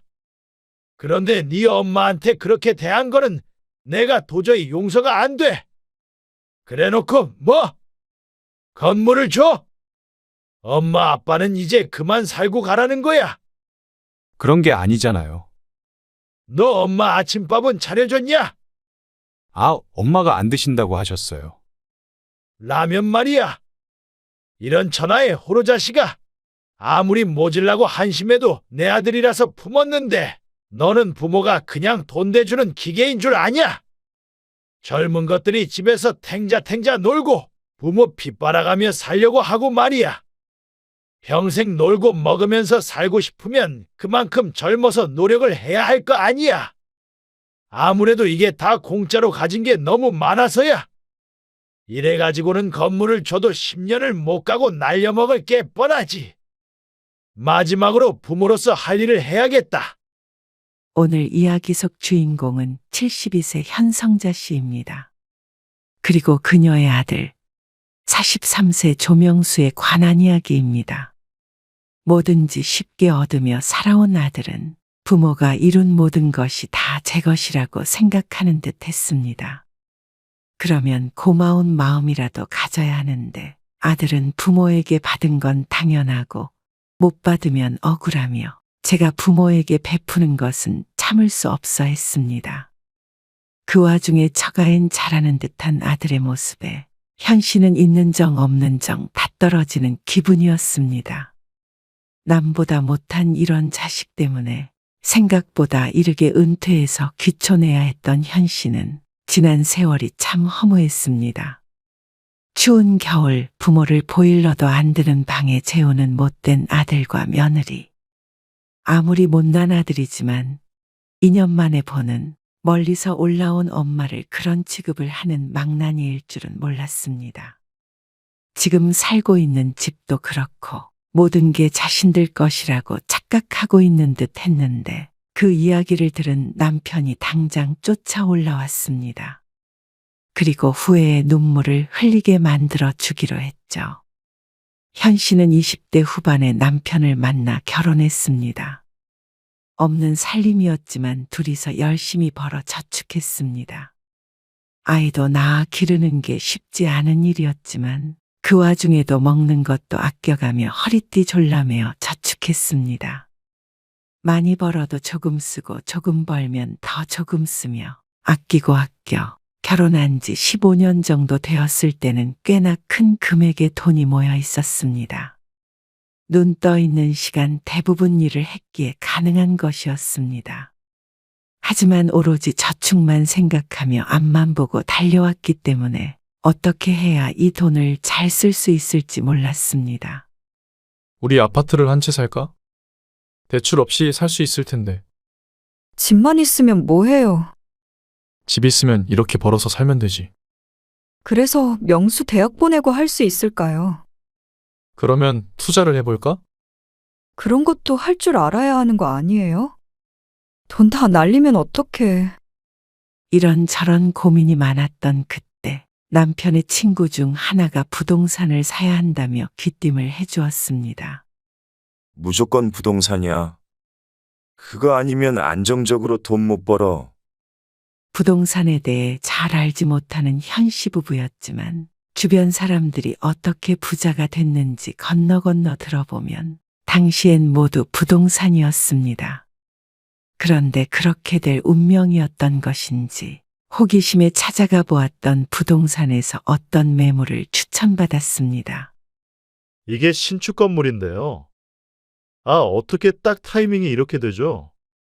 지금 1층 상가부터 원룸들이랑 투룸까지 세입자가 다 맞춰져 있고요. 4층엔 주인 세대거든요. 근데 이 주인분이 자금 사정이 어려워지는 바람에 급하게 판다고 어제 내놓고 가셨어요. 대출분 제외하면 실제로 드는 돈은 훨씬 적어요. 그래서 현 씨와 남편은 몇 날 며칠 고민을 했습니다. 이후로 다른 부동산 여러 군데에도 문의를 해보았는데 확실히 그 건물이 주변 시세보다 놀라울 정도로 저렴하게 나온 것이었습니다. 잘못되면 어떡하지? 잘못돼도 어쨌거나 건물이 어디 가버리는 건 아니잖아. 고민에 고민을 거듭한 끝에 현 씨와 남편은 대출을 끼고 그 건물을 매수했습니다. 이번 기회가 아니면 앞으로의 인생이 바뀌지 않을 것 같다는 남편의 강한 확신이 있었습니다. 그렇게 모아둔 돈을 다 털어서 얼떨결에 건물주가 되었습니다. 4층의 주인 세대에 들어가 사니까 내 집도 생겼고 그 밑으로는 전부 세를 줘서 다달이 돈도 들어오니 대출 이자를 갚고도 꽤 수익이 있었습니다. 그 후에도 남편과 현 씨는 일을 그만두지 않았습니다. 그러니 받았던 대출도 서서히 갚아나가면서도 형편은 전과는 비교도 되지 않게 좋아졌습니다. 그러다가 1층 상가 세입자가 나가자 현 씨와 남편은 다른 임차인을 구하지 않고 장사를 하기로 했습니다.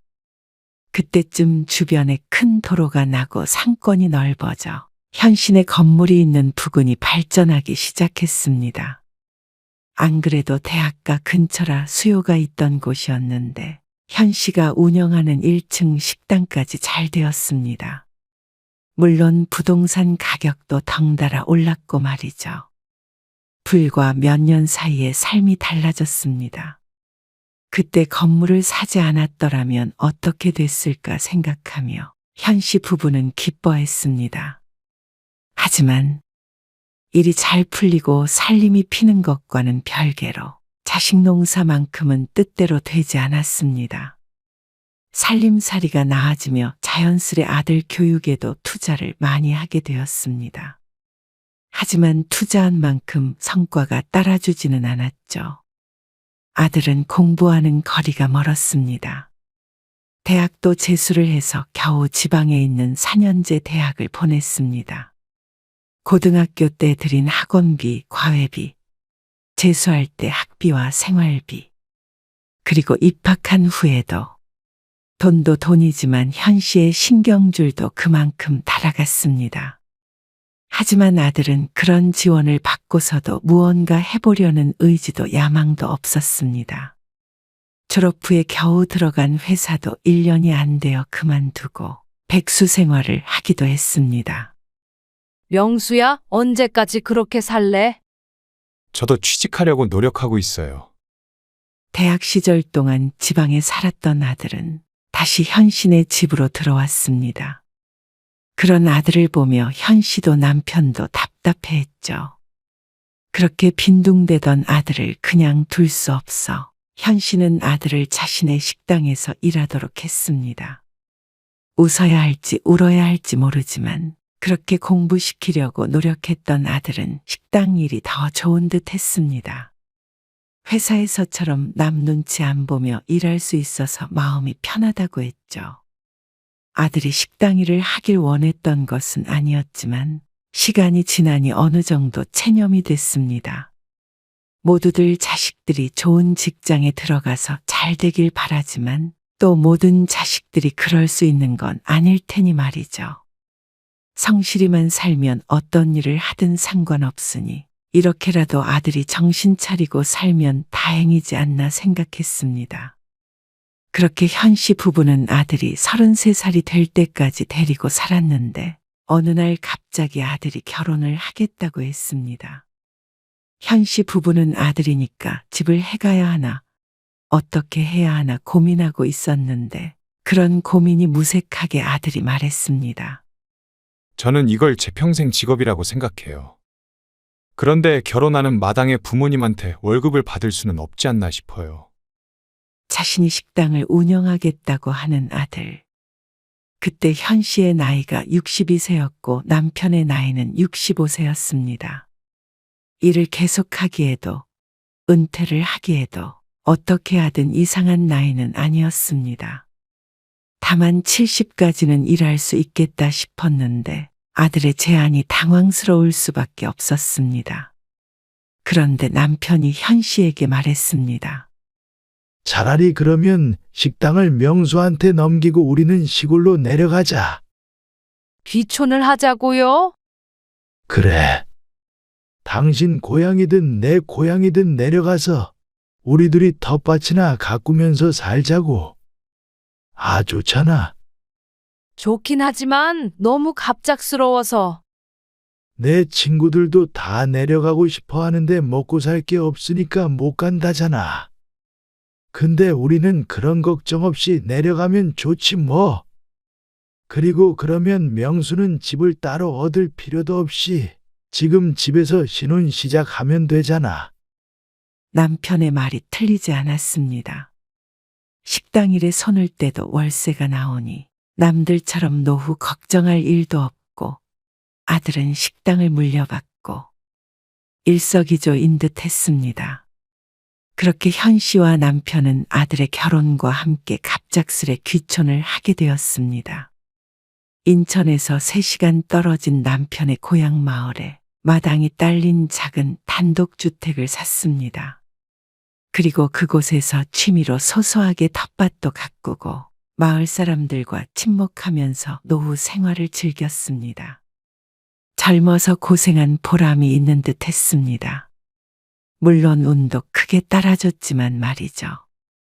대단한 부자가 된 건 아니었어도 나름 성공한 인생이라고 생각했습니다. 아들도 집 있고 직업도 있으니 앞으로 걱정할 건 없다고 말이죠. 아들은 곧 아이도 낳았습니다. 명절이 되면 한 번씩 현 씨의 집으로 내려오기도 했는데 현 씨 부부가 올라간 적은 한 번도 없었습니다.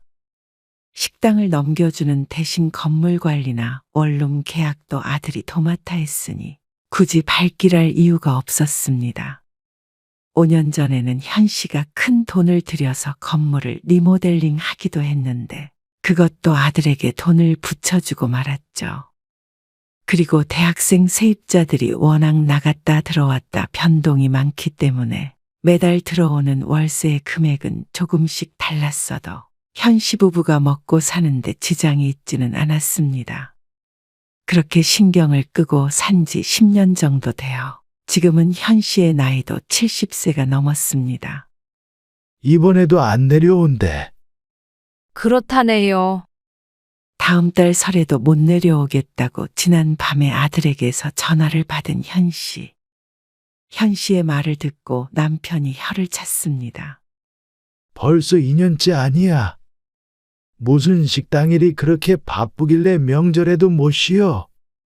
그러게요. 그리고 말이야. 아무리 바빠도 명절에도 안 오는 놈이 어디 있어? 남편은 일 핑계로 내려오지 않는 아들 며느리를 못마땅하게 생각했습니다. 처음엔 현 씨도 바쁘면 어쩔 수 없지 하다가 점점 서운해졌습니다. 아무리 그래도 365일 하루도 안 쉴 리 없는 아들을 알기 때문이었죠. 그런데 얼마 뒤에 현 씨는 뜻밖의 전화를 받게 되었습니다. 사모님, 오랜만에 전화드리네요. 부동산이었습니다. 현 씨가 인천에 있을 때 주로 계약을 해줬던 부동산이었는데 이사 오고 나서 몇 번 통화하고는 몇 년 만에 처음 통화하는 것이었습니다. 아, 예. 어쩐 일이세요? 저희 아들하고 통화하시면 되는데. 네, 그런데 1층 상가 내놓으신 것 때문에요. 계약하실 분이 등기부등 본상 명의자와 계약을 하고 싶다고 하셔서요. 네? 1층 상가요? 무언가 착오가 있다고 생각했습니다. 잘못 아신 거겠죠. 2층 원룸 아니에요? 1층은 저희 식당이잖아요. 그러자 오히려 부동산에서 더 의아해하며 말했습니다. 네, 문 닫으셨잖아요. 지난번에도 아드님이 전화하셔서 빨리 좀 빼달라고 그러셨는데, 그래서 지금 빨리 계약하겠다는 분이 계시거든요. 토요일에요. 토요일이면 이틀 뒤였습니다. 하지만 날짜가 중요한 게 아니라 도무지 무슨 이야기인지 이해가 안 됐습니다. 저희 식당이 문을 닫았다고요? 그리고 이어진 부동산의 설명에 현 씨는 깜짝 놀랐습니다. 상가를 부동산에 내놓은 지는 이미 오래되었고 장사를 안 하고 문을 닫은 지도 몇 달 되었다는 말이었습니다. 요즘 경기가 워낙 안 좋잖아요. 그래서 부동산에 상가 찾는 손님이 없었는데, 그래도 여기가 위치가 좋으니까 카페를 하겠다는 분이 계셔서요. 대리인 말고 주인이랑 직접 계약을 하겠다고 해서 토요일에 시간 되시면 사장님께서 한번 오셔야 할 것 같아서요. 아드님한테 말씀드리려고 했더니 전화를 안 받으시네요. 그런데 아드님이 말씀을 안 하셨어요. 아, 일단은 제가 아들이랑 통화를 해볼게요. 폐업을 했다는 거죠? 지금? 네. 제가 사진 보내드릴게요. 전화를 끊자 문자 메시지로 사진이 여러 장 도착했습니다. 홍보를 하기 위해 부동산에서 찍어둔 것인지, 멀리서 찍은 사진, 가까이서 찍은 사진, 내부 모습 다양했는데 문짝에 크게 임대라고 적혀 있었고 내부는 장사를 안 한 지 오래된 것 같은 모습이었습니다. 현 씨는 얼떨떨한 기분으로 남편에게 말했습니다. 뭐야? 바쁘다고 그랬다며? 바쁘다고 못 온댔는데. 남편은 한참을 하이고 하는 소리를 냈습니다. 그럼 그놈이 거짓말을 했다는 거 아니야? 식당도 문을 닫았으면서 뭐하고 다니는 거야, 그럼? 명수한테 전화해 볼게요. 잠깐만 있어봐. 내가 부동산이랑 좀 통화를 해보게. 현 씨가 아들에게 전화를 하려고 하자 남편이 대신 휴대폰을 들었습니다. 아, 예, 전데요. 우리 식당 말이에요. 언제 폐업을 한 거죠?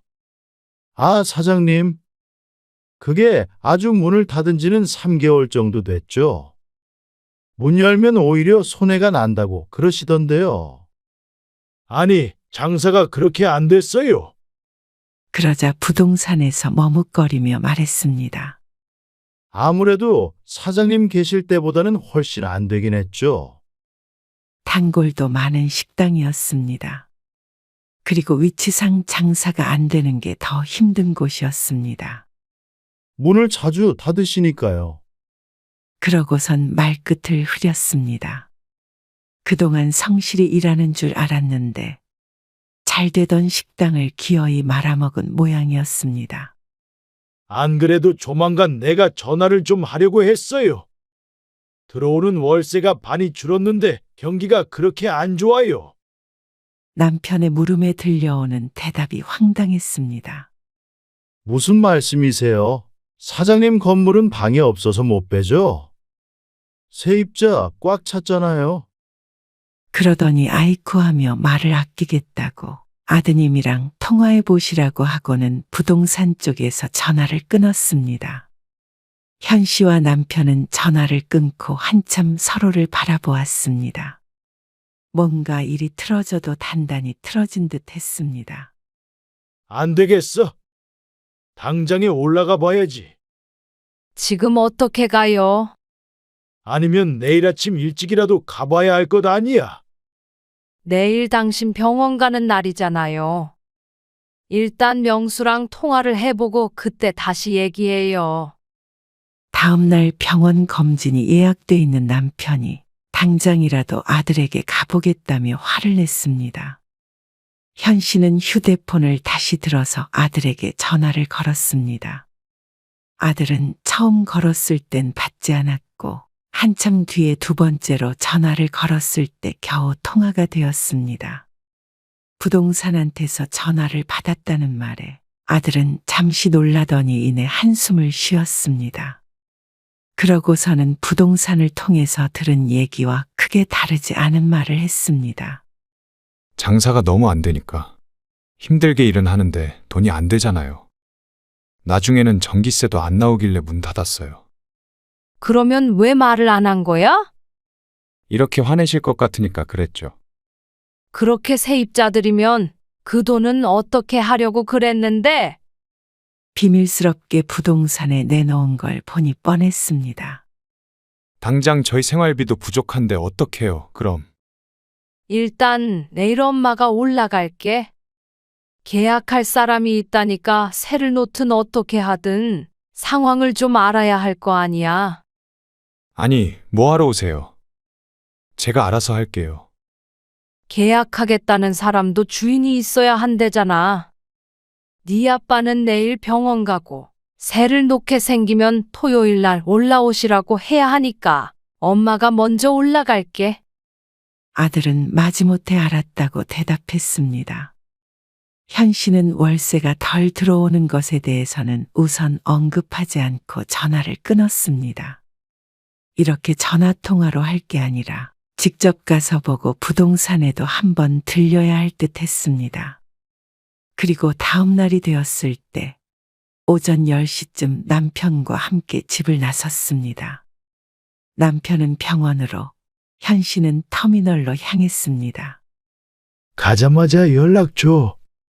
뭔 짓거리를 하고 있는지 확인해 봐. 혼자서 버스를 타고 올라가는데 현 씨의 마음이 무척 심란했습니다. 1층 식당 문을 닫고 세를 놓고 말고 하는 것은 둘째 문제였습니다. 그러면 지난 3개월 동안 아들은 뭐하고 살았는지가 의문이었습니다. 뭐라도 직장을 찾고 있나? 아니면 이미 다른 일을 하고 있나? 그것도 궁금했습니다. 일단 올라가 봐서 정 상황이 여의치 않으면 세를 놓을 게 아니라 그곳에서 업종을 바꿔서 다른 장사를 하게 해야 하는 거 아닌가 싶기도 했습니다. 그렇게 3시간 정도를 달려 버스는 인천에 도착했고 또다시 버스를 갈아타고 현 씨가 살던 곳으로 오자 시간이 오후 3시가 넘어 있었습니다. 그리고 건물 앞에 도착하자 현 씨는 더욱 심란해졌습니다. 상가는 금요일 오후에 불이 꺼져 있는 상태로 큰 글씨로 폐업, 임대라고 적혀 있었습니다. 부동산에서 보내줬던 사진과 똑같은 상태였습니다. 그 모습을 보자 한숨이 나왔습니다. 한때는 손님이 줄을 섰던 식당이었습니다. 그리고 1층 주차장 주변은 청소를 한 지 한참 된 것처럼 지저분했습니다. 4층 아들네 집으로 올라가려다가 그 옆에 가방을 내려놓고 구석에 세워져 있는 빗자루를 집어들었습니다. 분리수거장 주변이 특히나 지저분했습니다. 쓰레기를 수거해 가더라도 매일 청소를 해야 하는데 아들은 이런 것도 안 하고 뭐 하고 있는지 모를 일이었습니다. 바닥에 눌러붙은 정체모를 검댕이까지 빗자루로 문질러 청소했습니다. 아니, 직접 하기 싫으면 사람이라도 써서 해야지. 일주일에 한두 번씩 와서 건물 관리를 해주는 청소업체 번호도 줬었는데 어디다 팔아먹었는지 몰랐습니다. 현 씨가 살 때는 정말 깨끗했습니다. 신축 건물이 아닌데도 늘 주변 건물보다 깔끔했죠. 이때쯤 도착한다고 했으니 집에 있는지 주차장에는 아들의 차도 보이고 다른 차도 한 대 더 보였습니다. 또 시간이 한참 지나 있는 듯해서 청소를 끝내고 다시 가방을 집어들었습니다. 그리고는 아들네 집으로 계단을 밟아 올라갔습니다. 계단과 복도도 먼지가 가득해서 이따가 아들에게 말해서 여기도 청소해야겠다 생각했습니다. 4층엔 딱 한 세대만 있었습니다. 현 씨가 살았고 지금은 아들 가족이 지내고 있는 곳이죠. 초인종을 누르자 아들이 문을 열었습니다. 그리고 며느리도 거실에 있었습니다. 금요일이고 식당 문을 닫은 지 3개월이라는데 이렇게 있는 걸 보니 둘 다 일은 안 하고 있는 듯 했죠. 현 씨가 거실 소파에 앉으니 불편한 침묵이 잠시 흘렀습니다. 너희 얘기 드러나 보자. 장사를 하다 보면 잘 될 때도 있고 안 될 때도 있었습니다. 물론 문을 닫게 된 과정에 아들의 불성실함이 큰 원인이 되었지만 폐업을 하게 된 일만을 가지고 다그치고 싶지는 않았습니다. 다만 그것을 숨기고 몰래 세를 받으려고 했던 건 문제였습니다. 다른 원룸들을 계약하고 월세를 가로챈 것과 같은 방법이었기 때문에 괘씸했습니다. 부동산에서 전화가 오지 않았다면 아마 아들이 계속 장사를 하고 있다고 생각했을 테니 말이죠. 장사가 잘 안 돼서 내놨어요. 그러면서 경제적으로 힘든 상태라고 호소하는 아들. 그렇게 힘들다면서 지금 둘 다 아무것도 안 하고 있는 거야? 기가 막혔습니다. 물려준 식당은 날려먹고 문 닫은 지 3개월이나 됐는데 아들이고 며느리고 일은 안 하고 손가락만 빨고 있는 듯 했습니다. 머리가 아팠습니다. 그럼 차라리 여기서 다른 장사를 해봐. 버스 안에서 생각했던 것을 아들에게 말해보았지만 아들은 엉뚱한 얘기를 했습니다. 그러지 말고요. 이참에 이 건물을 제 명의로 바꿔주세요. 어차피 관리도 다 제가 하고. 뭐? 이미 이 집도 줬고 상가도 줬잖아. 그런데 통째로 달라고? 그러면 엄마 아빠는 무슨 돈으로 살라는 거야? 이미 벌만큼 버셨잖아요. 이 건물이 우리 노후 자금이야. 앞길 창창한 저희도 좀 생각해 주세요. 집이 있으면 뭐해요? 저희도 돈벌이가 있어야죠. 또 장사해서 돈이 안 되면 어떡하고요? 가만히 있으면 월세 나오는데 힘들게 일은 왜 해요? 기가 막힌 아들의 말에 현 씨는 할 말을 잃었습니다. 집도 식당도 돈 한 푼 받지 않았더니 이제는 통째로 달라는 아들. 너 얘기가 나왔으니까 말인데. 원룸 다 계약됐다면서 왜 돈은 반토막만 입금된 거야? 그건 식당이 장사가 안 된 지가 꽤 됐어요. 그거라도 있어야 살죠. 그래서 제 통장으로 받았어요.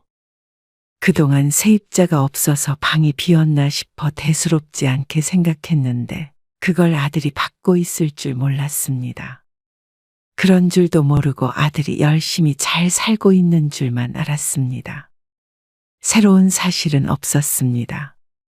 그저 어제 부동산에서 했던 말을 확인받았을 뿐이었습니다. 현 씨는 한숨을 내쉬었습니다. 건물 명의가 어찌됐든 아들이 거기서 장사를 안 하겠다고 하니 1층은 세를 줘야 했습니다. 그러려면 하루빨리 계약해야 하기에 내일은 남편이 무조건 오긴 해야 하는 상황이었습니다. 그런데 내일 아버지가 온다고 하자 아들이 인상을 찌푸렸습니다. 그러면 어머니는 여기서 주무세요. 현 씨는 한쪽 눈썹을 들어 올렸습니다. 반응을 보니 자신이 하루 묵는다는 사실이 부대끼는 듯 했습니다. 현 씨의 표정이 안 좋아지자 아들은 서둘러 변명했습니다. 아니요. 갑자기 오셔가지고 뭐 차릴 게 없어서 그렇죠. 상 차려서 바치는 건 바라지도 않았습니다. 다만 둘 다 일도 안 하고 집에 있으면서 뭘 하고 있는지 이해가 안 갔습니다. 그리고 방도 창고로 써가지고 마땅히 주무실 데도 없을 것 같아서 걱정돼서요. 현 씨는 고개를 절레절레 흔들며 자리에서 일어났습니다. 네 아버지랑 통화 좀 하고 올게. 그러고는 1층 밖으로 나왔습니다. 남편에게 전화해서 상황을 설명하자 남편도 깊은 한숨을 쉬었습니다. 그러고는 내일 아침 일찍 올라오겠다고 했죠. 근데 명수가 이 건물을 좀 자기 명의로 주면 안 되냐고 그래요. 헛소리 하지 말라 그래. 남편은 단박에 거절했습니다. 말이 되는 소리를 해야지. 그러면 우리는 이 시골에서 농사라도 짓고 살라는 거야. 나도 우리 노후 자금이라고는 했죠. 젊은 놈이 일할 생각은 안 하고. 대화를 하면 할수록 현 씨도 한숨밖에 나오지 않았습니다. 근데 나 잠은 밖에서 잘까 봐요. 뭐? 집 놔두고 왜 밖에서 자? 그게 명순애도 불편해 하는 것 같고. 그러자 남편이 혀를 찼습니다. 무슨 눈치를 봐? 웃기는 놈 아니야? 지은 죄가 있으면 안방이라도 내줘야지. 이놈 자식이 진짜 보자 하니까 아들집 놔두고 어딜 나간다는 거야. 이 추운데. 아이고 알았어요. 그냥 마음 편히 못 잘까 봐 그랬지. 현 씨는 내일 보자고 하고 전화를 끊고 다시 계단을 올랐습니다. 그런데 3층을 지나 올라가려는데 갑자기 문이 벌컥 열리고 모자를 푹 눌러 쓴 여자가 나왔습니다. 세입자인가 싶어서 옆으로 비켜섰는데 상대방이 머뭇거렸습니다. 그런데 얼굴을 보자 왜인지 낯이 익었습니다. 누군가 싶어서 유심히 쳐다보고 있자 뒤이어 누군가 나오며 말했습니다. 현정아, 오늘은 네 언니가 나가지 말라고 했잖아. 시어머니 온다고. 어머나, 사돈? 어디서 본 듯했던 느낌이 착각이 아니었습니다. 안사돈과 사돈처녀였습니다. 그리고 두 사람이 나온 곳은 301호, 건물에서 주인 세대를 빼고 가장 넓은 투룸이었습니다. 그리고 본래라면 월세가 못해도 7, 80만 원은 되는 방이었죠. 사돈이 새들어 산다는 소리는 못 들었는데 현 씨는 당황스러웠습니다. 아, 안녕하세요. 네, 여기는 어쩐 일로? 그러자 4층에서 우당탕 소리가 들리며 아들이 다급히 내려왔습니다. 아, 제가 말씀 안 드렸죠. 장모님 댁이 지금 리모델링 중이라 일주일만 지내시기로 했어요. 아, 그러니 네, 맞아요. 그럼 저희는 이만 들어가 볼게요. 오랜만에 오셨는데 좋은 시간 보내세요. 안사돈이 서둘러 사돈처녀를 데리고 들어갔습니다. 그리고 현 씨는 찜찜한 기분으로 아들 집으로 다시 들어갔습니다. 내일 아버지 오신댄다. 엄마는 여기서 잠만 자고 내일 아침에 바로 부동산 들렸다가 아버지랑 내려갈게. 그러면 건물은 그건 안 돼. 아버지한테 말 좀 해주세요. 이미 여쭤봤어. 일단 1층 새 놓을 테니까 너희는 얼른 직장을 구하든 해봐. 애도 있는데 둘이서 집에서 뭐 하는 거야? 그래도 집은 있으니까 같이 일하면 충분히 살만하잖아.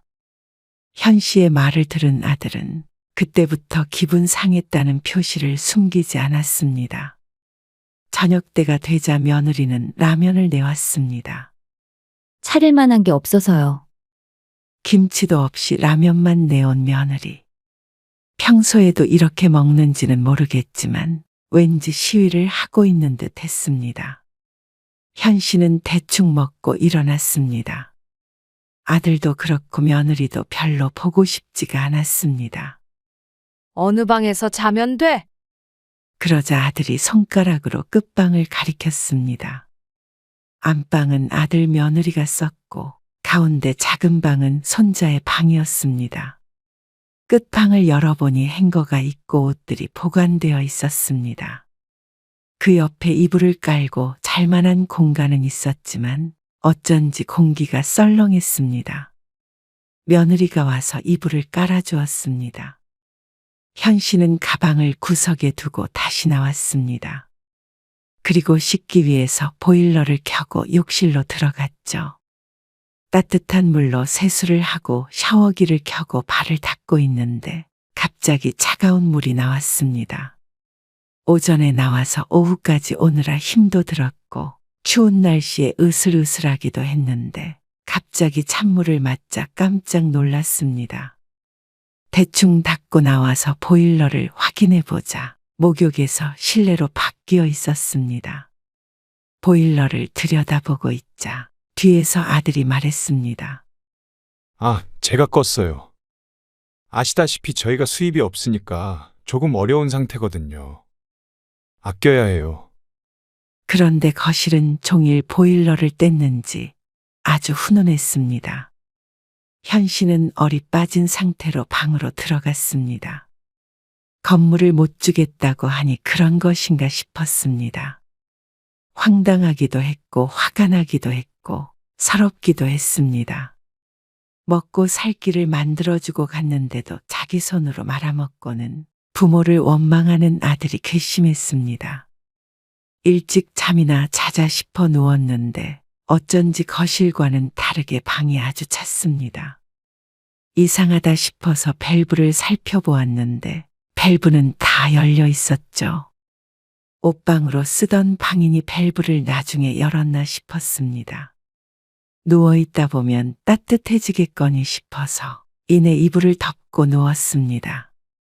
그런데 현 씨는 자다가 잠에서 깰 수밖에 없었습니다. 휴대폰 시계를 보니 새벽 3시였는데 한참 보일러를 돌렸을 텐데도 방은 얼음장 같았습니다. 새벽이 되니 기온이 더 떨어졌는지 방에 있는 게 아니라 창고 바닥에 누워있는 기분이 들었습니다. 현 씨는 몸을 일으켜 방 밖으로 나가보았습니다. 그러자 따뜻하게 몸이 녹는 기분이었습니다. 다시 밸브를 보았지만 여전히 밸브는 열려 있었습니다. 보일러도 제대로 켜져 있고 말이죠. 그리고 손자의 방을 살짝 열어보자 거실과 마찬가지로 따뜻했습니다.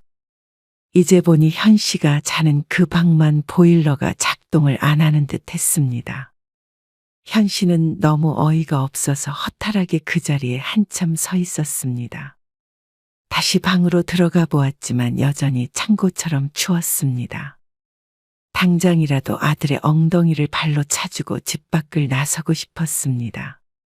하지만 이 새벽에 나갈 수도 없어서 이불을 끌고 손자의 방으로 들어가 침대 밑에 이불을 폈습니다. 그러자 몸이 찜질방에 온 것처럼 녹는 기분이 들었습니다. 그제서야 겨우 다시 잠에 들은 현 씨는 또 얼마 못 가서 눈을 떠야 했습니다. 하루 종일 고생하고 추운 방바닥에서 자다가 또 따뜻한 곳으로 들어왔더니 어디가 고장이 나도 단단히 난 듯 했습니다. 기침도 나오고 온몸이 부서질 듯 아팠습니다. 6시쯤 되었을 때 남편에게서 전화가 왔습니다. 여보세요. 뭐야, 목소리가 왜 그래? 남편의 목소리를 듣자 어쩐지 더 서러운 기분이 들었습니다. 현 씨가 간밤에 있었던 일을 말하자 남편이 노발대발했습니다. 내가 그놈 자식을 가만히 두나 봐. 나 지금 저 차 타려고 집에서 나가고 있으니까 기다려. 남편은 분노하며 전화를 끊었습니다. 날이 더 밝아오고 현 씨가 방문을 열고 나갔습니다. 아들도 일어났는지 거실에 앉아 있었습니다. 저 방 보일러 고장 났어? 그러자 아들이 태연하게 말했습니다. 네. 근데 그 방이 제일 따뜻해요. 잘 때 추우셨어요? 이 집에서 오래 살았었지만 끝방인 그 방이 제일 따뜻할 리가 없었습니다. 밤새 떨었더니 지금도 손발이 찼고 식은땀이 나는 듯 했습니다. 일어나셨어요. 며느리도 방에서 나왔는데 아들 며느리가 노골적으로 현 씨에게 불편한 티를 냈습니다. 부동산 들렸다가 내려가신다고 했죠? 일찍 나가보셔야 되는 거 아니에요? 9시도 안 된 시간에 눈치를 주는 아들 며느리. 라면이라도 끓여드릴까요? 며느리의 말을 듣고 현 씨는 그냥 가방을 싸들고 나와버렸습니다. 내 몸이 부서지는 한이 있어도 그 공간에 같이 있고 싶지 않았습니다. 어쩜 저런 자식들이 있는지 몰랐습니다. 현 씨는 나가서 근처 식당에서 국밥을 한 그릇 먹으면서 부동산 문이 열리길 기다렸습니다. 1시간쯤 있다가 밖으로 나왔고 20분 정도 더 서성거리다가 부동산 문을 열자 안으로 들어갔습니다. 아이고 사모님. 일찍 오셨네요. 2시에 계약한다고 말씀드렸는데 아, 그게 아니고. 우리 남편 오면 뭐 좀 먼저 여쭤볼 게 있어서요. 금방 오니까 조금 기다릴게요. 아, 예. 그러세요. 그리고 1시간쯤 앉아서 시계만 보고 있는데 남편이 부동산 문을 열고 들어왔습니다. 어쩐지 걸음걸이가 화가 가득했습니다. 작사를 내줄 거야.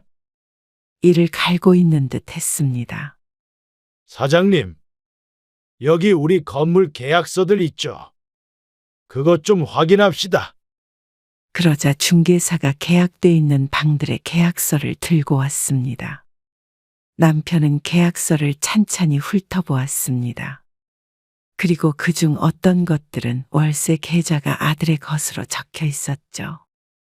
그러니까 월세가 남편의 계좌로 반밖에 안 들어온 것이었습니다. 그리고 이상한 점이 한 가지 더 있었습니다. 301호는 세를 놓은 지 오래된 거예요. 아, 그 투룸 말씀하시는 거죠? 그거는 새 안 놓은 지 5년은 됐죠. 그 가족들이 사신다고 하시던데. 남편은 천장을 바라보며 한숨을 쉬었습니다. 지난밤에 통화하며 남편에게 사돈네가 일주일 동안 거주한다고 이야기했었는데 그것마저도 거짓말임을 알게 됐습니다. 현 씨와 남편은 당장 아들네 집으로 쫓아갔습니다. 문을 쾅쾅 두드리자 아들이 문을 열었습니다. 그리고 상황도 모른 채로 짜증을 냈습니다. 왜 그러시는데요? 너 도대체 뭐부터 따져야 할지 모르겠다. 네 엄마를 보일러 고장난 방에서 재웠어. 너희 엄마 아파서 골골대는 거 안 보여? 그게 왜 제 탓이에요? 갑자기 찾아오셨는데 그러면 안방을 내드려요? 아니면 애를 그 방에서 재울 수는 없잖아요. 너 이놈이 자식. 식당 망한 건 그렇다 치고 월세 사기친 것도 그렇다 치자. 그리고 네 처갓집 식구들 방 내준 것도 그래 다 그렇다 치자. 그런데 네 엄마한테 그렇게 대한 거는 내가 도저히 용서가 안 돼. 그래놓고 뭐? 건물을 줘? 엄마 아빠는 이제 그만 살고 가라는 거야. 그런 게 아니잖아요. 장모님도 다 사정이 있으시고. 죄가 모두 밝혀지자 아들도 더 이상 철판을 깔 수 없는지 당황스러워 보였습니다. 너 엄마 아침밥은 차려줬냐? 아, 안 드신다고 하셨어요. 라면 말이야. 이런 천하의 호로자식아. 아무리 모질라고 한심해도 내 아들이라서 품었는데 너는 부모가 그냥 돈 대주는 기계인 줄 아냐? 그래놓고 꼴에 처갓집 식구들까지 거두는 건 무슨 경우야? 젊은 것들이 집에서 탱자탱자 놀고 부모 핏바라가며 살려고 하고 말이야. 평생 놀고 먹으면서 살고 싶으면 그만큼 젊어서 노력을 해야 할 거 아니야. 아무래도 이게 다 공짜로 가진 게 너무 많아서야. 이래가지고는 건물을 줘도 10년을 못 가고 날려먹을 게 뻔하지. 마지막으로 부모로서 할 일을 해야겠다. 무슨 말씀이세요? 당장 짐 싸서 나가. 네? 우리한테 보증금 안 줬던 것들도 몇 개 있지. 그거 가지고 집 구해서 나가. 그리고 네 처갓집 식구들까지 싹 다 데리고 나가. 그렇게 먹여 살리고 싶으면 네 힘으로 먹여 살려. 알겠어? 아니, 아버지. 너무하신 거 아니에요? 제가 그 돈이 지금 어디 있어요? 그것도 다 썼다는 거지. 너무한 건 너희들이야. 나가서 고생도 해보면서 네가 누렸던 게 얼마나 큰 것이었는지 깨달아라. 제발. 1층은 이따가 계약하기로 했고 4층이랑 3층도 부동산에 내놓고 갈 테니까 그런 줄 알아라. 저희는 못 나가요. 그러면 법적으로 해보자. 너처럼 월세 안 내고 안 나간다고 버틴 세입자가 없었는 줄 알아? 세상 그렇게 호락호락하게 보지 말아라. 남편은 현씨를 데리고 집을 나섰습니다. 병원에 들렸다가 아니에요. 집에서 쉬면 돼. 얼른 내려가고 싶네. 남편은 현씨를 꼭 붙들고 버스에 올랐습니다. 그리고 한 달 뒤, 안 나가고 버티는 아들을 쫓아내기 위해 소송을 걸겠다고 경고장을 보냈습니다. 시간은 좀 걸려도 남편이 마음먹었으니 집주인이 나가라고 한 이상 아들도 버틸 재간은 없었습니다. 그래도 손자까지 있는 마당에 맨몸으로 쫓아내긴 마음에 걸려 2천만 원을 주고 쫓아내버렸습니다. 깡통 차고 나가는 것보다는 나았는지 2천만 원을 준다고 하자 냉큼 받았죠. 그 돈으로 보증금에서 월세 살며 일하면 세 식구가 못 먹고 살지는 않을 것이었습니다. 현씨 부부도 그렇게 둘의 힘으로 여기까지 온 것이니 말이죠. 아들이 괘씸하기도 하고 걱정되는 마음도 있었지만 그 마음 때문에 자식을 망친 것 같았습니다. 사지 멀쩡한데 왜 못 살아? 그 걱정하지 말고 우리는 우리 노후만 신경 쓰면서 살면 돼. 앞으로 못해도 10년은 더 살 거 아니야. 편히 살다 갈 때쯤엔 그놈도 정신 차리겠지. 그러면 지 소원대로 지 앞으로 건물 넘어갈 거 아니야. 그거면 충분하잖아. 우리는 다달이 나오는 돈으로 맛있는 거 먹고 좋은데 놀러 가고 그러고 살면 돼. 그러고도 부족하면 뭐 건물 팔아서 다 쓰고 가버리지. 현씨도 남편의 말에 고개를 끄덕였습니다. 70대 부모가 40대 자식을 걱정할 필요는 없었습니다. 그러니 가는 날까지 남편과 자신의 건강이나 잘 챙기며 살자 스스로 다짐했습니다.